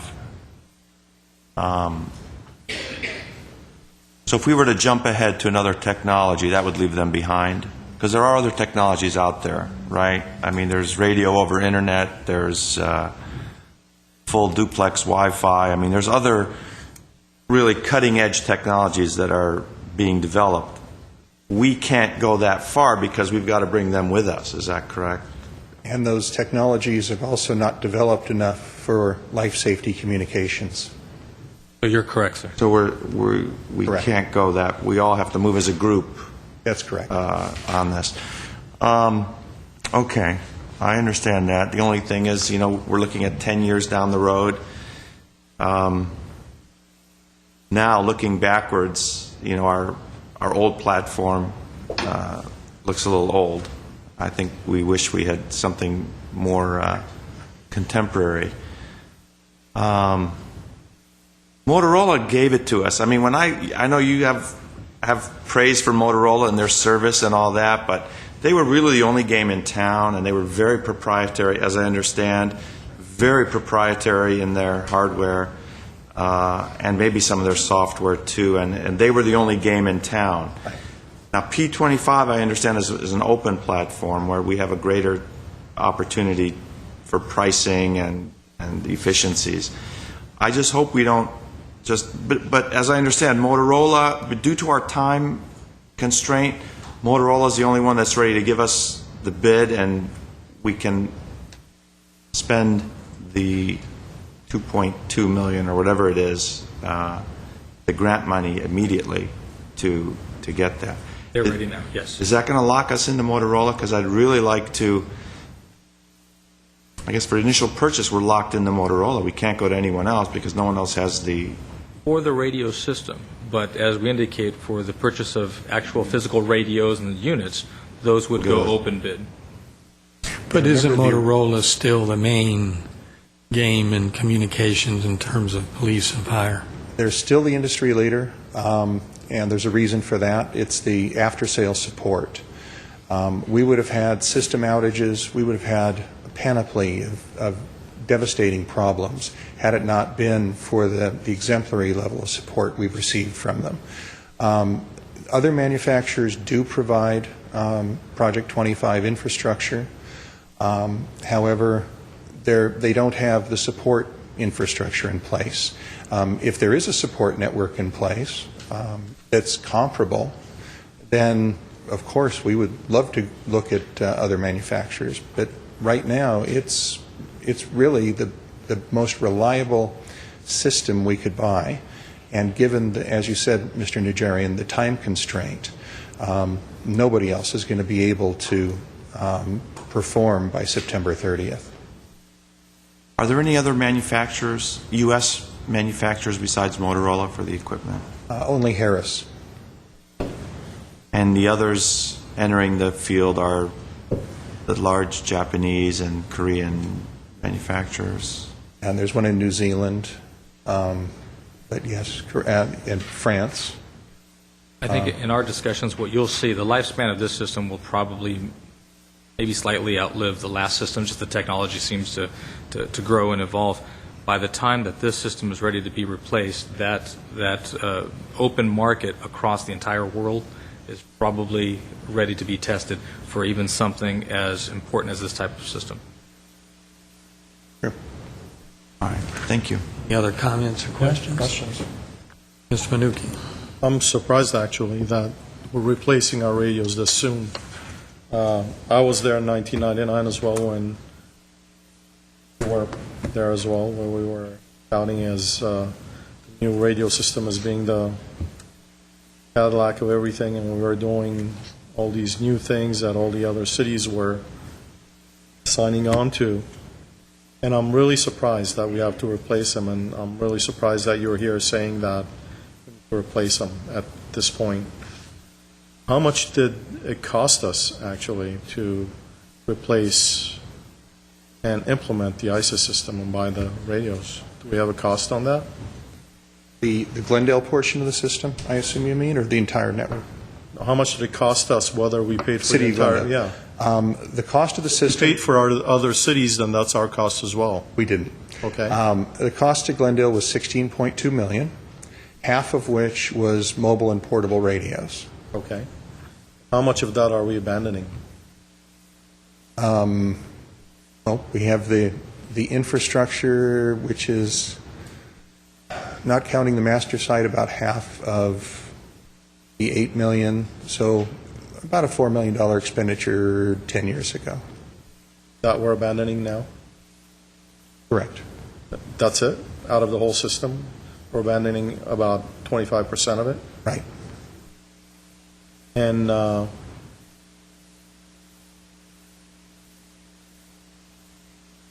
how much does the sewer fund have to be borrowed? Just curious. Because I was, on another issue, I suggested we borrow money from other funds, and I was almost laughed out of this room saying that, oh, that's not possible, and by our finance director and our treasurer. And now I see we are borrowing, and I have to say that we're borrowing at below market rates. How much does the sewer fund have that we can borrow? The balance in the sewer fund, Mr. Mnuchin, is approximately $60 million.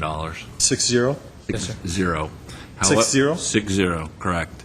How much do we have to keep in there? Yeah, there's, as I've stated many times during our budget reviews, there are some obligations we have, and also because of our contractual agreements with LA, some concerns that we have. Also, there are some limitations on the amount that we can loan. That's what I had, I think, responded to you previously. So Yes. it's a small amount. That's always the case, because when I suggest something, it's always, it's encumbered and there's other obligations.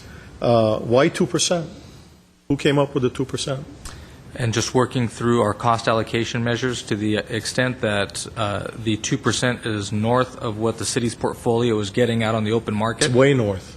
It is. It's way north, but as you note, it's below market rates for a private lender, and effectively splits the difference in many respects. I have to commend staff for coming up with an original financing plan to finance this, actually.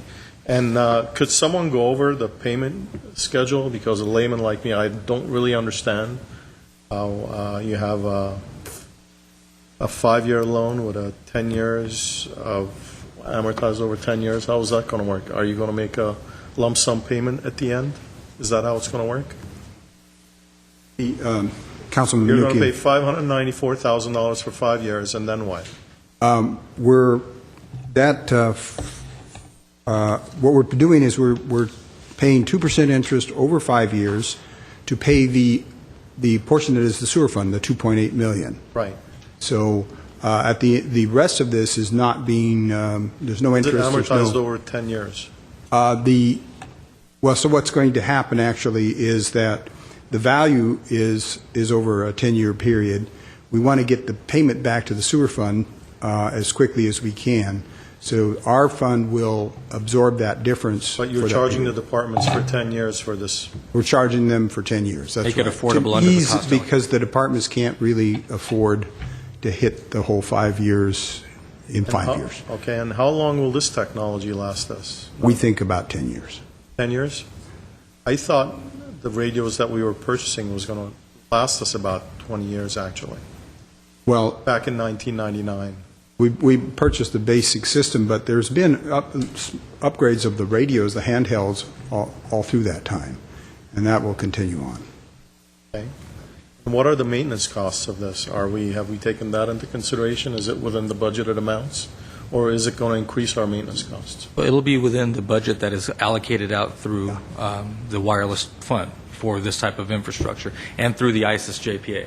So it's there. The idea that that P25 is the standard, the innovation really isn't P25. The innovation is the fact that we have ISIS as a construct that allows us to collaborate with all these other agencies. The idea of us going to the P25 standard is just us keeping up with the new operating system on our computer systems. So that I don't want the council to get the idea that this is a really neat and innovative effort because of the technology necessarily. It's really the fact that in the wake of really 9/11, you saw folks really focus on interoperability. Very few agencies, certainly here in Southern California, can boast that they actually have capitalized and learned those lessons. ISIS is one of them. You are one of them. And we're expecting the life of the system to be 10 years again? Yes. P25 was not available, of course, when we initially acquired a system 10 years ago. There was discussion about it, but it has been evolving and finally has come to a reality, which now opens that door for the discussion about... There was a discussion about P25 10 years ago? Yes, but it was just thoughts, and there wasn't a system. This has been evolving in this whole realm so that we will get a standard that will open the door for more competitive acquisitions in the future. So this is a step in that direction. Right now, we are completely proprietary. More competitive in terms of the radios that we purchase? In terms of the radios and the radio systems, Okay. so that other vendors will be able to meet that standard now. How much will the total cost be on this? Is it just $6 million? Is that the end of it? In terms of one-time acquisitions, yes, that's it. There's maintenance. What do you mean in terms of one-time acquisition? There's always maintenance on all of these systems, and I'm not talking about maintenance. We talked about maintenance already. Your acquisition cost is the $6 million. It's not going It's to an be amount not to exceed $6 million with Motorola. We're not going to come back and say, oh, by the way, we're into this $6 million, we got to spend another $4 million. No. All right. Okay, I just want to make sure that all of this is out on tape. And, of course, the financing instrument of borrowing from one fund, the sewer fund, to realize a capital improvement project within the city is possible, apparently. When it comes from staff's perspective, it's doable. When it comes from a council member, it's not. Thank you very much. So I just want to state that when Mr. Manukian, he might not remember this, but when we went to Washington with the ISIS group, one of the primary criteria that they asked us before they would even consider funding the further development of ISIS was whether we were currently P25 compatible. That was... I don't remember it. You're right. That was that. Remember that Southwest airline lost its runway? We had a few moments. It was our flight. It was JetBlue, actually. JetBlue. It was our flight. Remind me flight. of it. Yes, I won't fly again. Flight immediately preceding us had a little problem. We were a little concerned. But during that trip with Ray Eady and Don Wright and the ISIS group, that's all they kept talking about. The congressional offices and the Senate offices, are you P25 compatible? And we weren't at the time. And I know we were trying to try to package it in a way. Well, we're almost as good as P25 compliant. But hopefully now, I guess the point that I'm trying to get to is that now that we are P25 compliant, our lobbying efforts continue at the federal level, and we can say we are P25 compliant. We have the most recent, the latest standard of technology. So any additional money that you fund us, we'll gladly take, but we'll be going into the most recent, most technologically advanced system. So there's hope still, despite this UASI fund that we're getting, that we will be able to obtain other funding because we are now state-of-the-art with the system. That raises another issue, actually, Mr. Mayor, if I may. If they were asking us back then whether we were P25 compatible, that means the P25 system was available at that time, and it was not just a thought. This was about, when we were, it was probably 2005, 2006 probably that we made that I was aware of that standard and tried to work our way around it. So, in general, did we invest in the wrong technology back 10 years ago? No, I would argue no, sir. I mean, in watching from afar, again, at the system that was created, you had the best, most reliable, non-bleeding edge. And let me just qualify my question, because I don't want to come down on staff saying that you made the wrong choice. But can we, if we did make a wrong choice, that was fine, but can we learn something from it and not do it again so that we don't invest so much money on it? Certainly. That is the issue that I have in my mind. If we were going in something more exotic than what has become the national industry standard, I would be in total agreement, and even with what Mr. Milano had asked in terms of the visits to other places to see if it worked. Well, it's the standard, so it's like buying a Chevy. You know that this can work, and you know that there's quality there. Not that I have anything against Ford or Dodge, but the idea being that it's something that is relative. That is not relative. It is a standard. So you made a solid investment. The lifespan has ended. And really, your suggestion about using capital funds for smaller capital replacement is part of the genesis of this discussion. We couldn't borrow $30 million from the sewer fund, but we can borrow $3 million. I will look into that, actually, and I will want actually a report on the sewer fund as to how much of it is actually limited and how much of it is not reserved, Yes, as we put it. And we'll go from there. Mr. Mayor, I just want to ask, in 2005, when you knew about P25, current system had useful life in it. So why would you abandon that for P25 when you still had years reliability to get out of the old system? That's correct. When we needed to replace the city's previous radio system, Project 25 trunking was not available in UHF. We're in UHF. The systems had just started to become available on a test basis, and Phoenix bought the first one in 800 megahertz. But in our frequency range, they weren't available for another about 3 years. To Mr. Milano's point, I spent a week in Phoenix because they were really a pioneer in regional Project 25 systems. We learned a lot going there. But the technology we got was the right technology, and it was what was available to provide reliable communications for public safety at the time. Technology's evolved. Project 25 is a new standard, and it's what we need to go.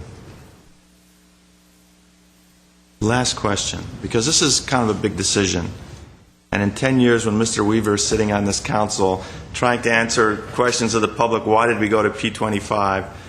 Is there anything that you haven't told us that we need to know in making this decision to P25?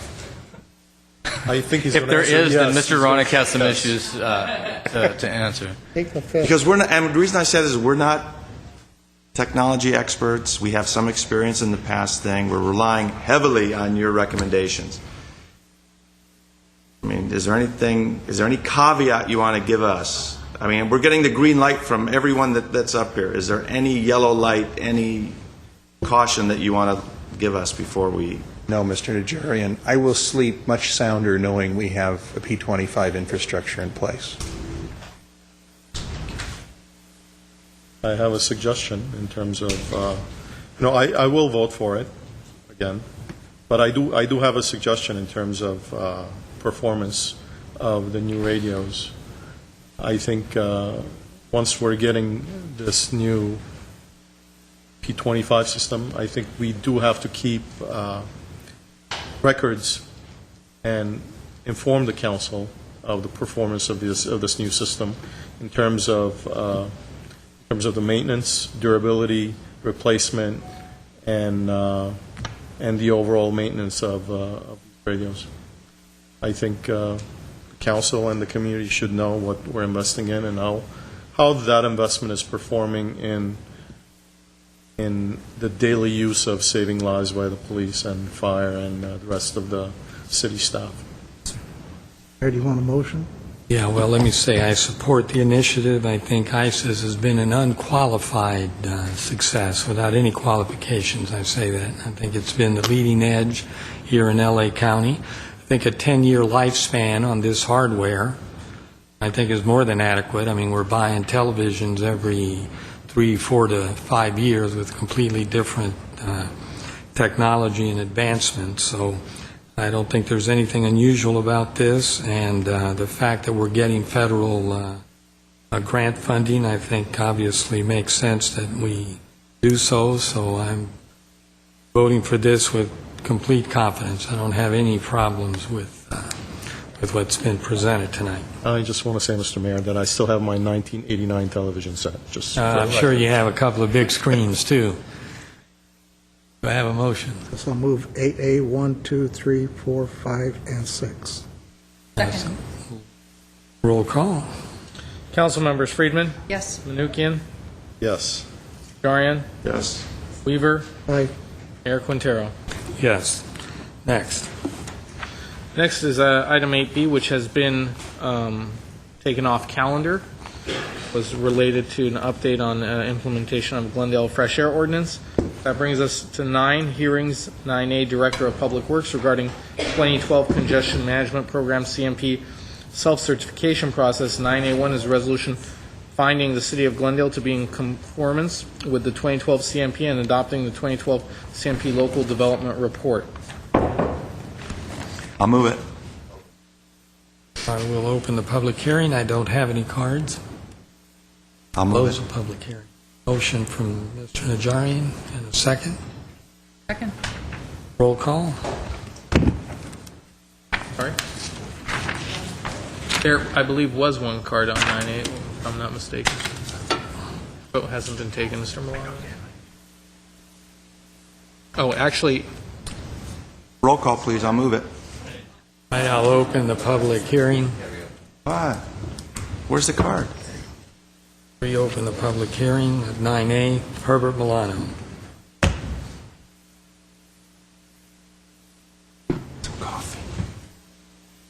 Mayor Quintero, members of the City Council, my name is Herbert Molano.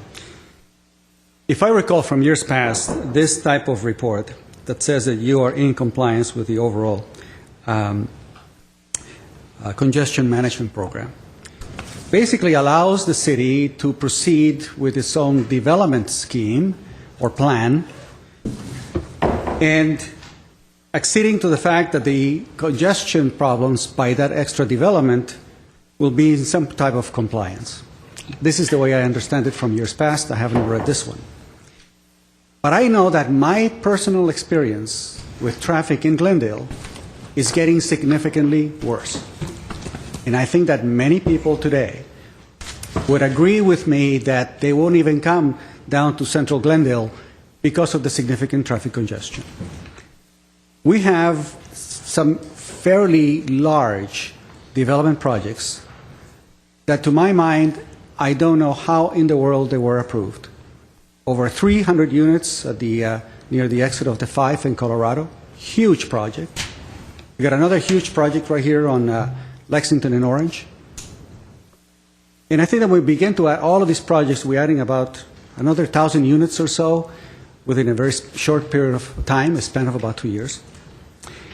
And I know that many of these projects also lack sufficient parking, which I know from listening to many of the experts in traffic and parking, that the lack of sufficient parking space basically results in a significant amount of additional traffic on the outside of it.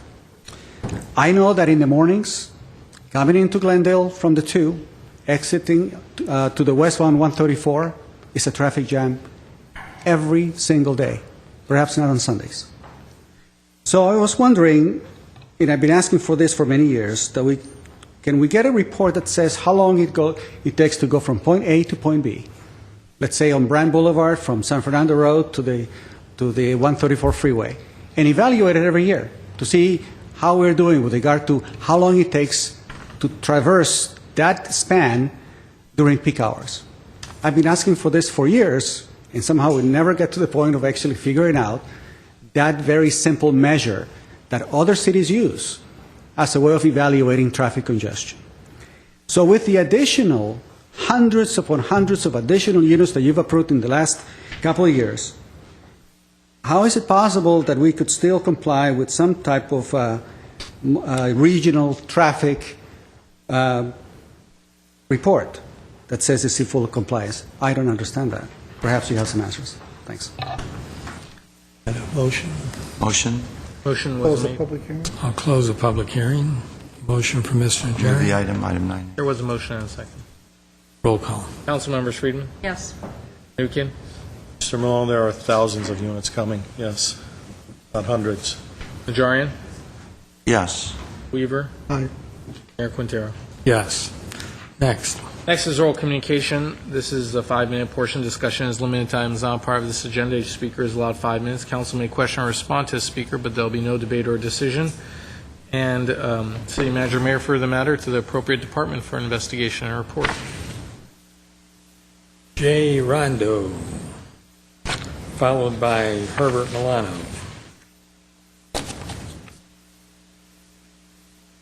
Mayor Quintero, City Council, my name is John Rando. I live here in Glendale.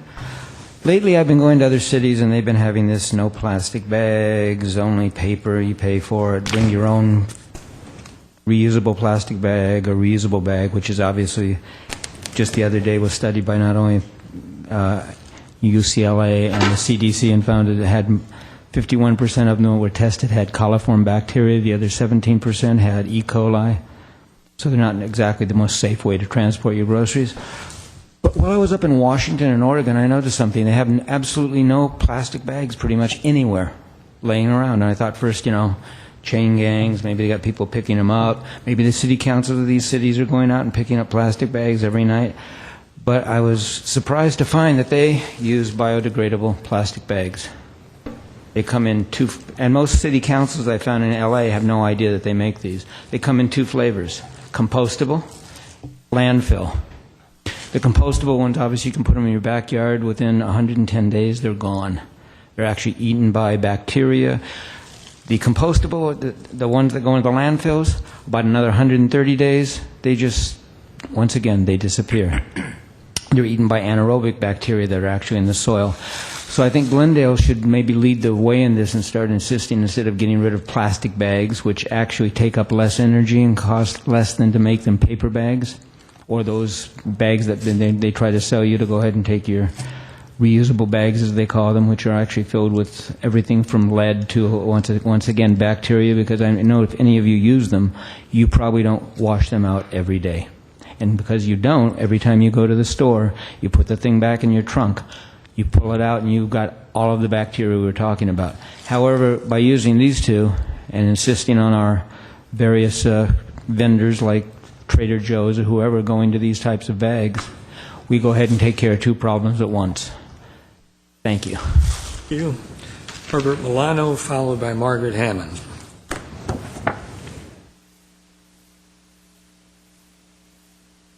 Mayor Quintero, members of the City Council and staff, my name is Herbert Milano. I'd like to address three issues today. The first one is based on an observation that I can make about today's session. During the video presentation done by or introduced by Sharon Weissman, I noticed that Ms. Friedman watched the video from beginning to end. She gave her full attention to the issue that was being presented. I find that very appealing. I find that very commendable. One particular councilman decided not even to look at it. Perhaps he felt that this is not an issue that is pertinent to us. But I think that issues concerning the environment and population and children and so forth, all of these issues are really, we're part of this whole world. We need to address it. So to that extent, I really appreciate that particular level of involvement from a city council person. And thank you very much, Ms. Friedman, for that. The other part that I want to address is one that is not so pretty, but it is based upon my observations at last week's presentation, where one council person decided to diss the speakers that came before you. Now, here's the problem that I have with that. You have the power to approve budgets of $800 million one year, another $800 another year. During the time that you are in city council, you approved billions of dollars of expenditures. You approved pay raises, you approved all kinds of additional benefits to employees. You have the authority to make all kinds of decisions concerning our quality of life. We don't have it. We in the public come in and speak to you about the issues we have. So if you have all the power, why in the world would you diss someone who simply says, look, we need you to pay attention to this issue? It's very easy to sit there and watch someone come in and applaud you for the things you do correctly, or for the things the city might do correctly.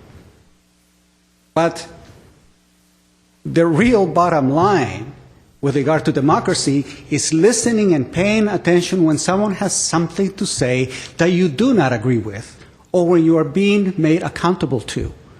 That's the essence of what makes this work. That you have dissenting voices coming before you and tell you, no, I think you are wrong for the following reasons. Or here's an alternative way of approaching it. So what happens when you're in the city council and behind the dais year after year, and after a while you feel that there's a prerogative for you not to listen, and worse, to just diss someone who comes here to speak to you about the issues that are of concern to us? I have come before you when one particular council person, in this case Mayor Quintero, says, well, if I look underneath the rock, guess what I'm going to find, in reference to me. That same expression will use Mr. Najarian with another speaker who comes here frequently. We get to the point where you are so secure in your position that you're going to get so much money from the fire and police departments and their unions that you can basically come in and say, to hell with you. We don't need to listen to what you have to say. You know, there is a reason why I'm an immigrant. There's a reason why all my experiences in Latin America tells me so much about why I appreciate about this country. It's the fact that I come in and tell truth to power, and I won't find myself dead somewhere along a road. Because there's at least a system of justice, at least that we could expect. But I think that there's a significant erosion to what is happening in our cities. I think that there's a significant amount of disregard for the public good, that we somehow are not in this thing together. My children were raised in Glendale. They attended the schools in Glendale. I know practically every single school in Glendale and been in it. I participated, like just about no one has, in trying to bring to light certain major issues. But then to have to come here and listen to the way you would dismiss people who come before you tells me something. Tells me that you no longer feel that you are accountable to the general public. And if you have reached that level of disregard, you should not be reelected. Thank you very much. Margaret Hammond, followed by Stephen Gallegos. I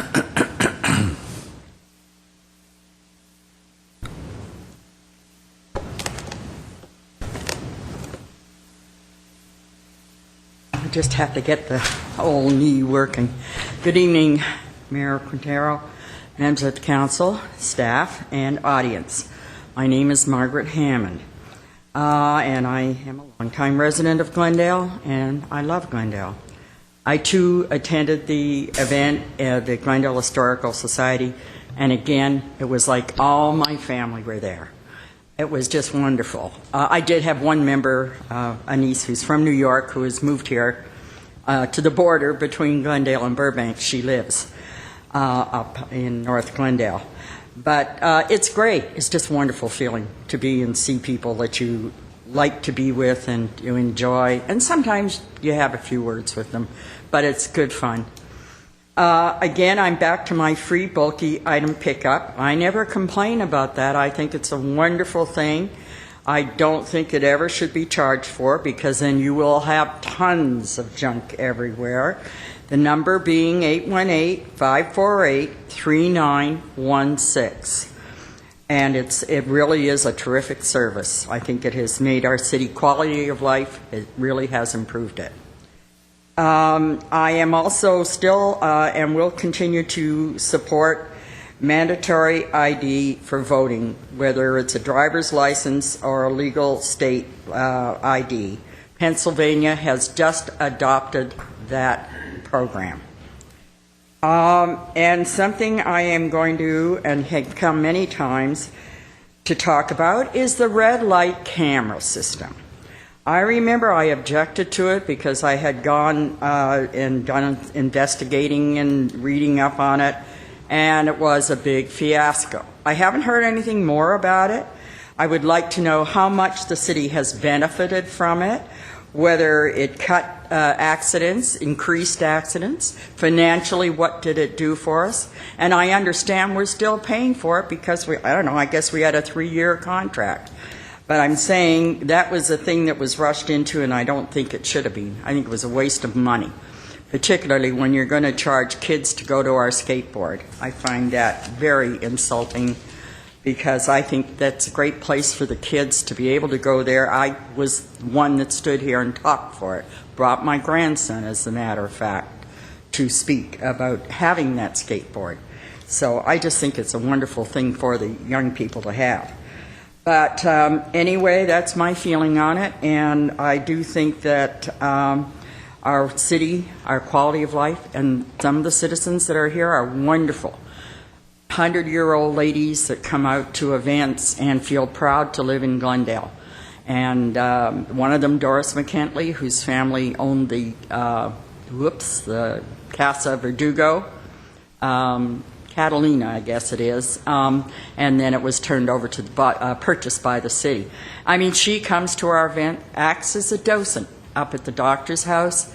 So there's always room for volunteers in the city. And if you don't, get out there and pay back for living in a great city.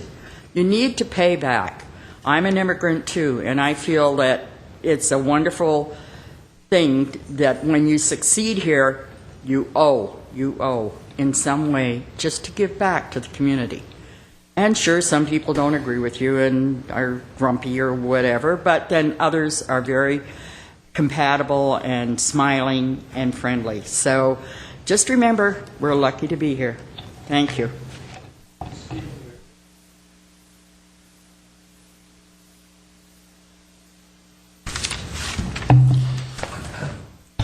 Good evening, Mayor Quintero, members of the Glendale City Council. My name is Stephen Gallegos. I was born here, live here, work here. I'm proud of the work done by the council that created the smoke-free laws that gave Glendale an A rating on the American Lung Association's State of Tobacco Control Report Card. Glendale was launched nationally in recognition of providing safe, smoke-free areas for its residents and for its visitors. These quality of life laws protect the health of all Glendale residents, and that would be against asthma, a cardiac event, or can trigger cancer. And of the smoke-free laws, we've got 80 cities in the state of California that have smoke-free outdoor air laws, and that was, proud to say, Glendale kind of set the trend for that.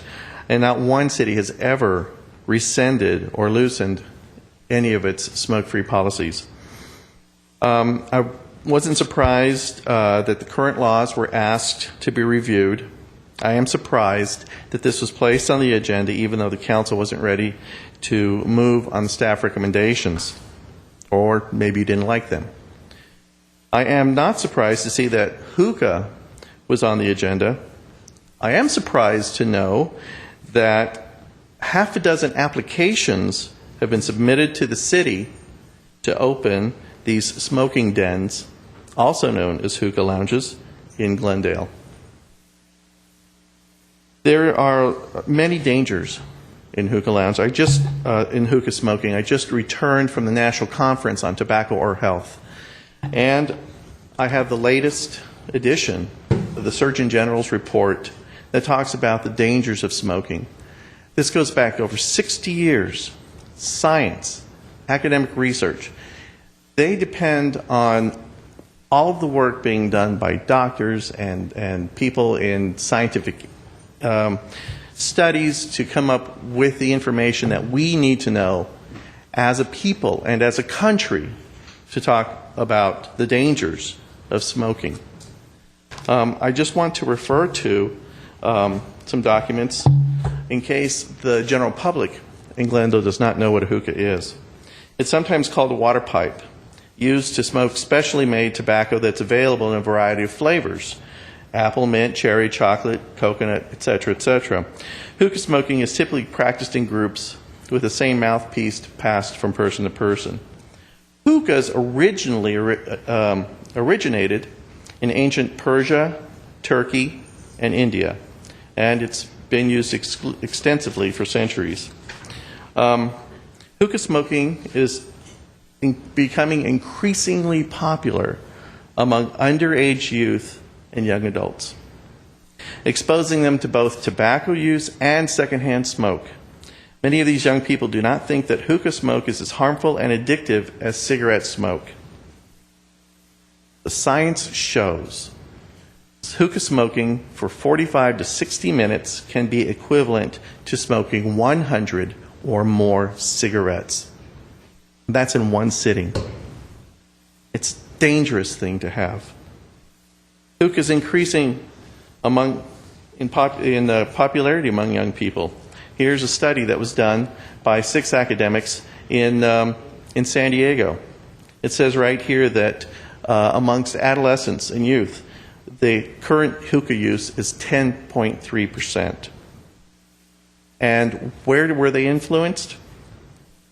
Some heard it from friends, that was 50.3%, or saw a hookah lounge in their city, 20.9%.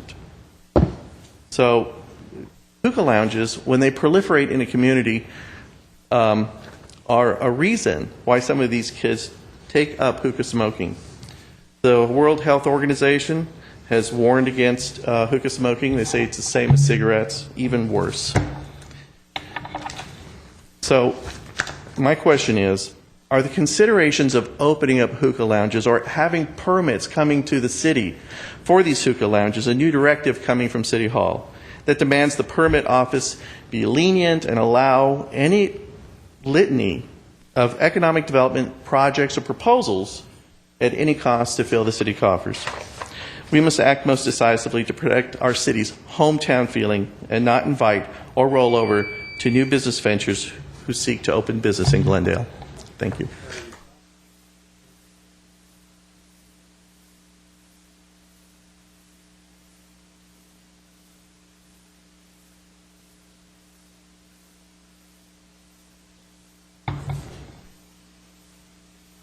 Council, my name is Harry Zavos. I'm a citizen of Glendale.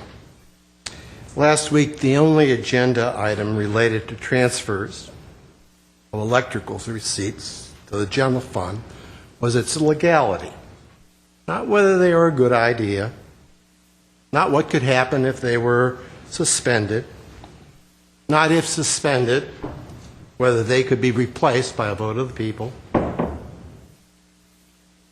not any possible topic related to transfers, not transfers generally, but only their legality under the Charter. Because we are told that oral communication is limited to items not part of the agenda, I did not attend, nor did I speak at oral communication regarding the legality of those transfers. Rather, I sought to speak on the fact that by vote, the people could raise taxes, support general services now supported by those transfers. But before I could finish a sentence, a council person, supported by the city attorney, sought to shut me down, claiming I was speaking on an agenda item. To your credit, Mayor, you're not here, but I hope you hear my voice. You let me speak. You erred on the side of free speech and public participation. During my 5 minutes, I was interrupted by that same councilman so he could admonish me as follows, and I think I'm quoting him correctly. I want to remind Mr. Zavos that this is not the GWP Commission where he can make himself at home on the dais and have unlimited number of time. I'm befuddled by the remark. Whenever I've spoken before the commission, I've always been held to the same time limits as other speakers. It is the case that the commission has stated and has encouraged members of the public to come before them and make their views known. I leave it to the councilman if his feel-at-home comment was meant to draw a contrast between that attitude on the part of the commissioners and a different one on the part of the council. When a subsequent speaker intimated that a council person was ignoring her, he interrupted her 5-minute oral communication, insisting on what she was permitted to say about him. When the mayor did not back him up, he angrily left the dais.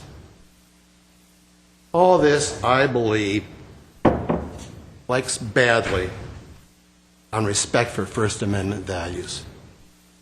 Freedom of speech is not there to protect speech that is not critical of public officials. It's not there to protect speech that public officials feel is consistent with decorum.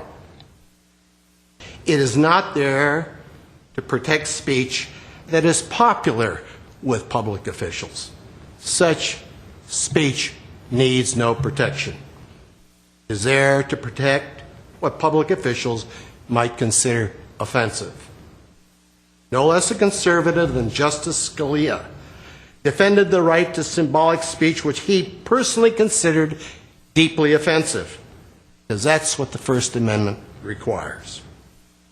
I would that this council be equally differential to First Amendment values. Because I believe a back and forth on what happened last week will quickly degenerate into personalities, pettiness, and distraction from substantive issues, I am content to leave the last word on this matter with whatever councilman might seek to state, and on the video of last week's oral communication that's online by going to the city's website.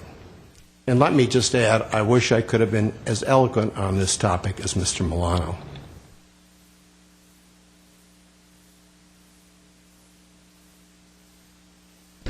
Chinook Ramirez, followed by Mike Mohill.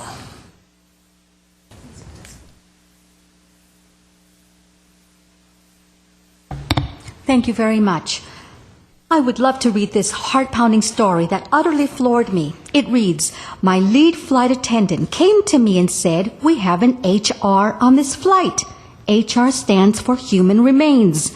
Are they military? The captain asked. Yes, she said. Is there an escort? I asked. Yes, I already assigned him a seat. Would you please tell him to come to the flight deck? You can board him early, I said. A short while later, a young Army sergeant entered the flight deck.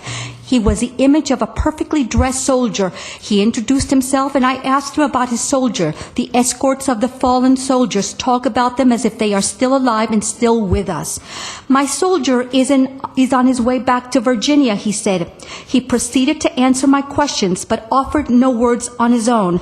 I asked him if there was anything I could do for him, and he said no. I told him that he had the toughest job in the military, and that I appreciate the work he does for the families of our fallen soldiers.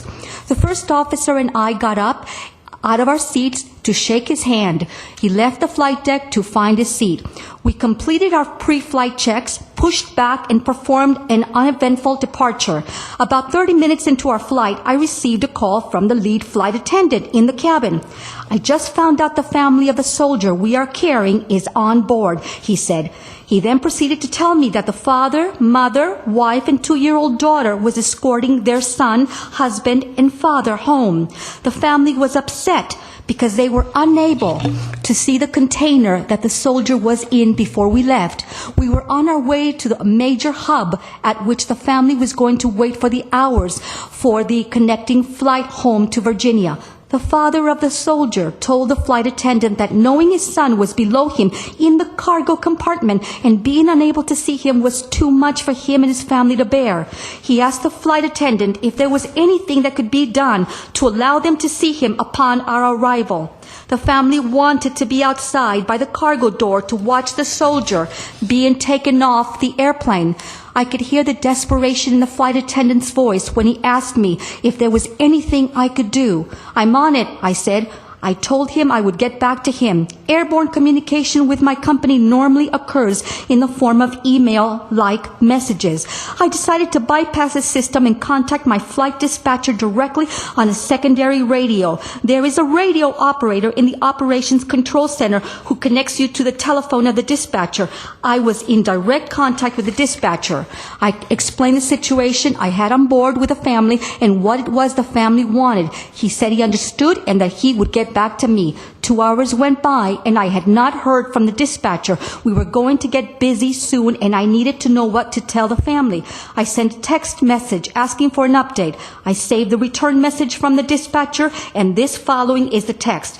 Captain, sorry it has taken so long to get back to you. There is a policy on now, and I had to check on a few things." End of quote. Upon your arrival, a dedicated escort team will meet the aircraft. The team will escort the family to the ramp in the plane side. A van will be used to load the remains with a secondary van for the family. The family will be taken to their departure area and escorted into the terminal where the remains can be seen on the ramp. It is a private area for the family only. When the connecting aircraft arrives, the family will be escorted onto the ramp and plane side to watch the remains being loaded for the final leg home. Captain, most of us here in the flight control are veterans. Please pass our condolences on to the family. Thanks. I sent the messages back telling flight control thanks for a good job. I printed out the message and gave it to the lead flight attendant to pass on to the father. The lead flight attendant was very thankful and told me, "You have no idea how much this will mean to them." Things started getting busy for the descent, approaching, and landing. After landing, we cleared the runway and taxied to the ramp area C2. The ramp is huge with 15 gates on either side of the alleyway. It is always a busy area with aircrafts maneuvering every which way to enter and exit. When we entered the ramp and checked in with a ramp controller, we were told that all traffic was being held for us. There is a team in place to meet the aircraft, we were told. It looked like it was all coming together.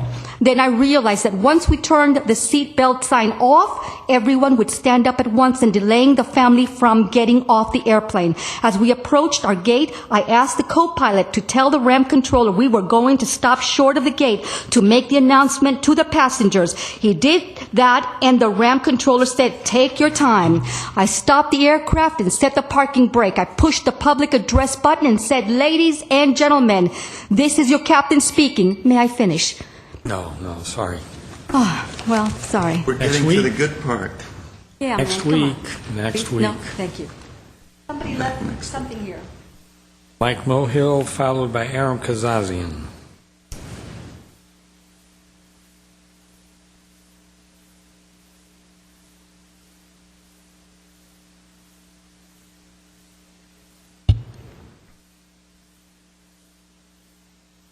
Good evening, Mayor Quintero, council members, and fellow Glendalians. My name is Mike Mohill. In 2005, former Mayor Bob Yusefian moved the 5-minute portion of oral communication, the People's Hour, which was always in the early evenings, to the end of council business later at night. The action by Mr. Yusefian was to occur just one time.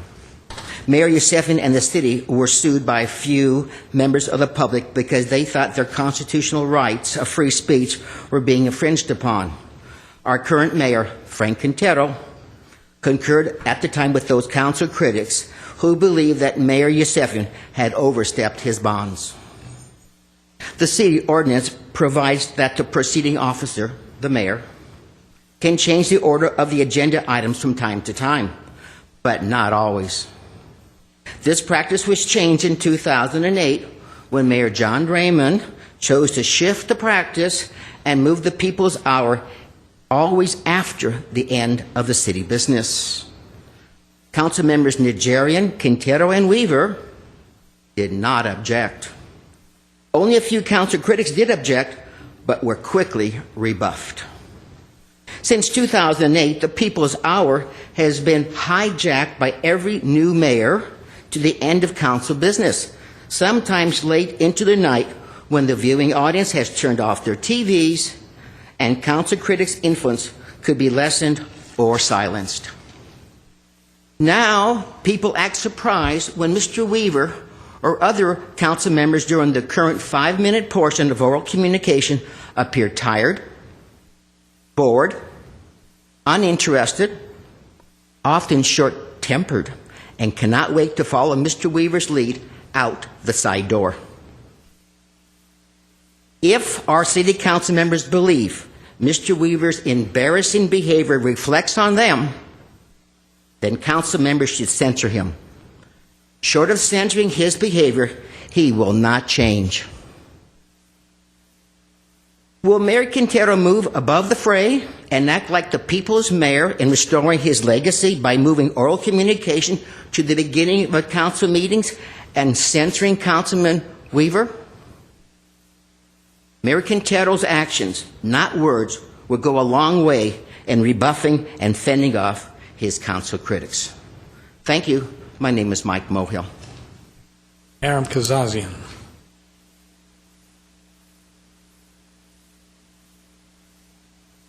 My name is Aram Kazazian. I won't take your time too long tonight because I know it's late. Everybody's tired. I see everybody wants to go home. Anyway, I just came in to support Mr. Herizawa because what happened last week was really very bad. And that's a really bad impression to all the city council people that people see that. That's very bad. And I hope that will not happen again. So I would thank you that you have taken your time to listen to everyone tonight, and I hope that will not happen again. Again, my name is Aram Kazazian. Good night. Okay, that's the final card. Any comments? Yeah. Sweet. Margaret Hammond made me think of two things. One thing that I meant to mention earlier and I forgot, so I thank you. And that's when you were talking about the Glendale Historic Society's meeting. I forgot to mention one of the other preservation awards, which went to the Armenian Consulate for the preservation work that they did on the House of Armenia, which is located on Central. And if you haven't seen that building since they've taken it over and renovated it, you should drive by because it was a building that was on the Preservation Society's watch list of threatened buildings, and they moved in and really did a nice restoration job, so I want to congratulate them. And also, she reminded me of something I've been meaning to ask about bulky item pickup. It's taken you talking about it for a year for me to remember to ask this, so thank you. Mr. Zern, when items are picked up that are usable items, what happens to them? So let's say someone calls about a desk, a wooden desk that something could be done with. Do we pull that out and do something with it, or does it just go to the landfill no matter what? Mr. Mayor. We sell it and put it in a reserve fund for sewer, so we can. Well, that's kind of where I was. Actually, yeah, that's right. Ms. Friedman, we have actually, and on occasion we will get called on this because of the various ways we collect the bulky items. But we attempt to recycle as many of those products as we can. So if you call us about an appliance, you'll see a separate truck come and get that. We won't put it into a rear loader. We won't compact it for a number of reasons, not the least of which is refrigerants that are illegal to be released into the air. Those are all taken to a vendor that we have a contract with, and we recycle that and receive a small stipend from the metal recycling. If it's electronics equipment, by law, again, we have to dispose of that in a certain manner. We will come and collect that, and we process it through our recycling center, where it then is sold off to firms for plastic value mainly. If it's furniture, we take it to a recycling facility. Furniture, bedding, anything like that, mattresses, I should say, we take it to a recycling facility in Sun Valley that tears it all apart, recycles the wood, recycles the foam, recycles the metal springs, and we get credit for diversion on all that. So we try to do as many of those items or process as many of those items as we can through recycling facilities. So things like furniture that could be usable to someone, not just taken apart for parts. And I understand you wouldn't want to do this with a mattress. You probably wouldn't want to do it with electronics, anything like that. But something, more Goodwill-y. Have we ever thought about offering those sorts of items to Goodwill, Salvation Army? We actually, Ms. Friedman, encourage individuals if they would like to bring those to that type of a well, I know facility. individuals do, but I mean but for us. we do not have a practice. We pick that up in bulk and then take it off to a recycling facility. So we haven't dispose of those, Steve. Wouldn't we have to do it by auction, the way we do with surplus equipment and what have you? It technically, that's a good question for maybe Mr. Garcia. Technically, when that item is picked up by the city, it becomes city property. And actually, when it's put out for the city. We can't give it away. So, we would be that's a very good point. We would be, we'd have to No, go through. I was just wondering because I get calls all the time because I've given away things to Helping Hands to the Blind and Goodwill, and they're always saying, do you have any stuff to give away? So I guess I was hoping that we could offer them to come and pick through stuff once a month, but I understand that it could be seen as a gift to public funds, even to a charity. Maybe we could. Correct. Although, again, we do encourage folks, that's an option, but the best we do is try to recycle as many of those items as we possibly can, depending on what type of item it is that we. Well, it's good to know it gets recycled. Thanks. So if it's an Xbox that you pick up, does the staff use it at all? Or No. No, Mr. Mnuchin, no, we don't. Any other comments? I have a few. We have a discussion of the plastic bag, a possible ordinance to ban the use of single-use plastic bags.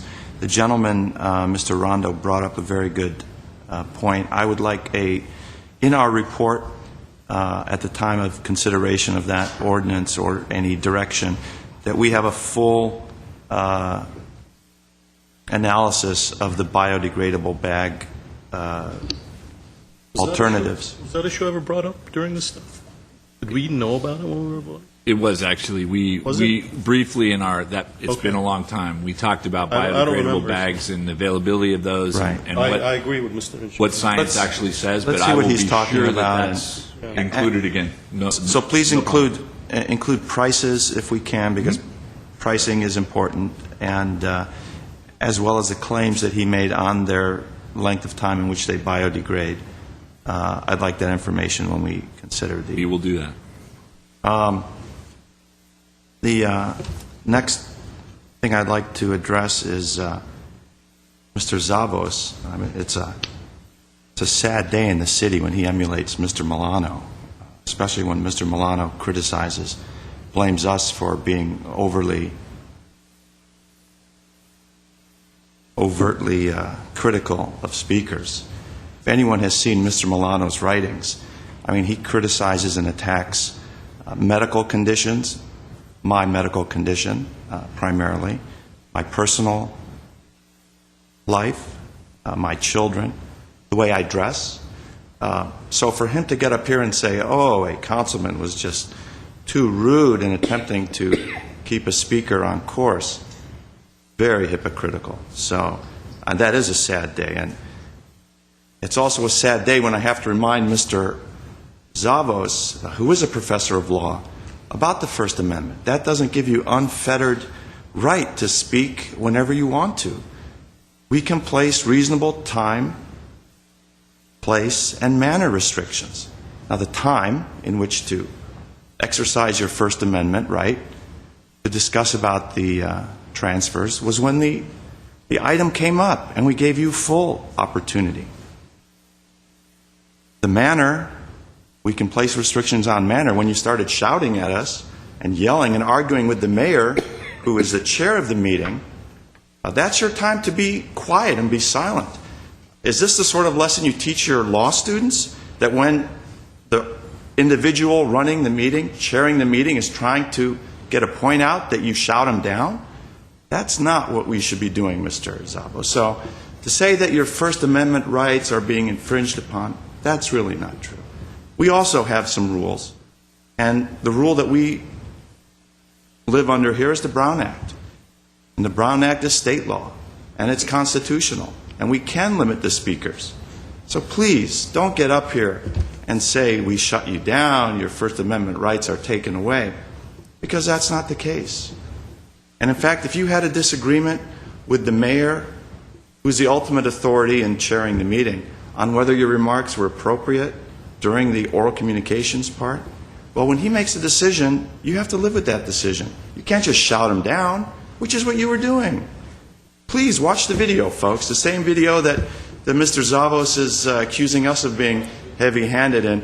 Please, look at that. You might want to turn your volume down a little bit, because towards the end, it gets rather loud. And it's not the mayor, and it's not myself who are making loud noises. As far as Mr. Mohill goes, Mr. Mohill, I mean, if you want to be fair about history, please be fair. And it's all on videotape as well. When I was mayor, I had oral communications at the front of the meeting, and I gave priority to everyone who had to leave early a chance to speak on any subject, not just announcements, if they limited their speech to 3 minutes. If they wanted the full 5 minutes, they had to speak at the end of the meeting. Does that ring a bell? Maybe. I know the clerk and I had to go through several versions of the instructions to the public. So before you get out there and with that broad, what's that weapon? The broad axe, chop us all down, please, be fair. Do a little research, and that's the way I ran the meeting. So, thank you, Mr. Mayor. Any other comments? Is there any new business? Yes. I'd like to move the city attorney be and hereby is authorized to enter into a retainer agreement to utilize the legal services of the Zappia law firm, Edward Zappia, to represent the interests of the appointing authority before the Civil Service Commission in a personnel matter and to incur all necessary expenses in connection therewith. The agreement shall, in addition to other provisions, contain a fee cap for the handling of said matter. Second. Roll call. Council members: Friedman, Yes. Meehan, Najarian, Yes. Weaver, Aye. Mayor Quintero. Yes. Motion to adjourn. So moved. Second. We are adjourned.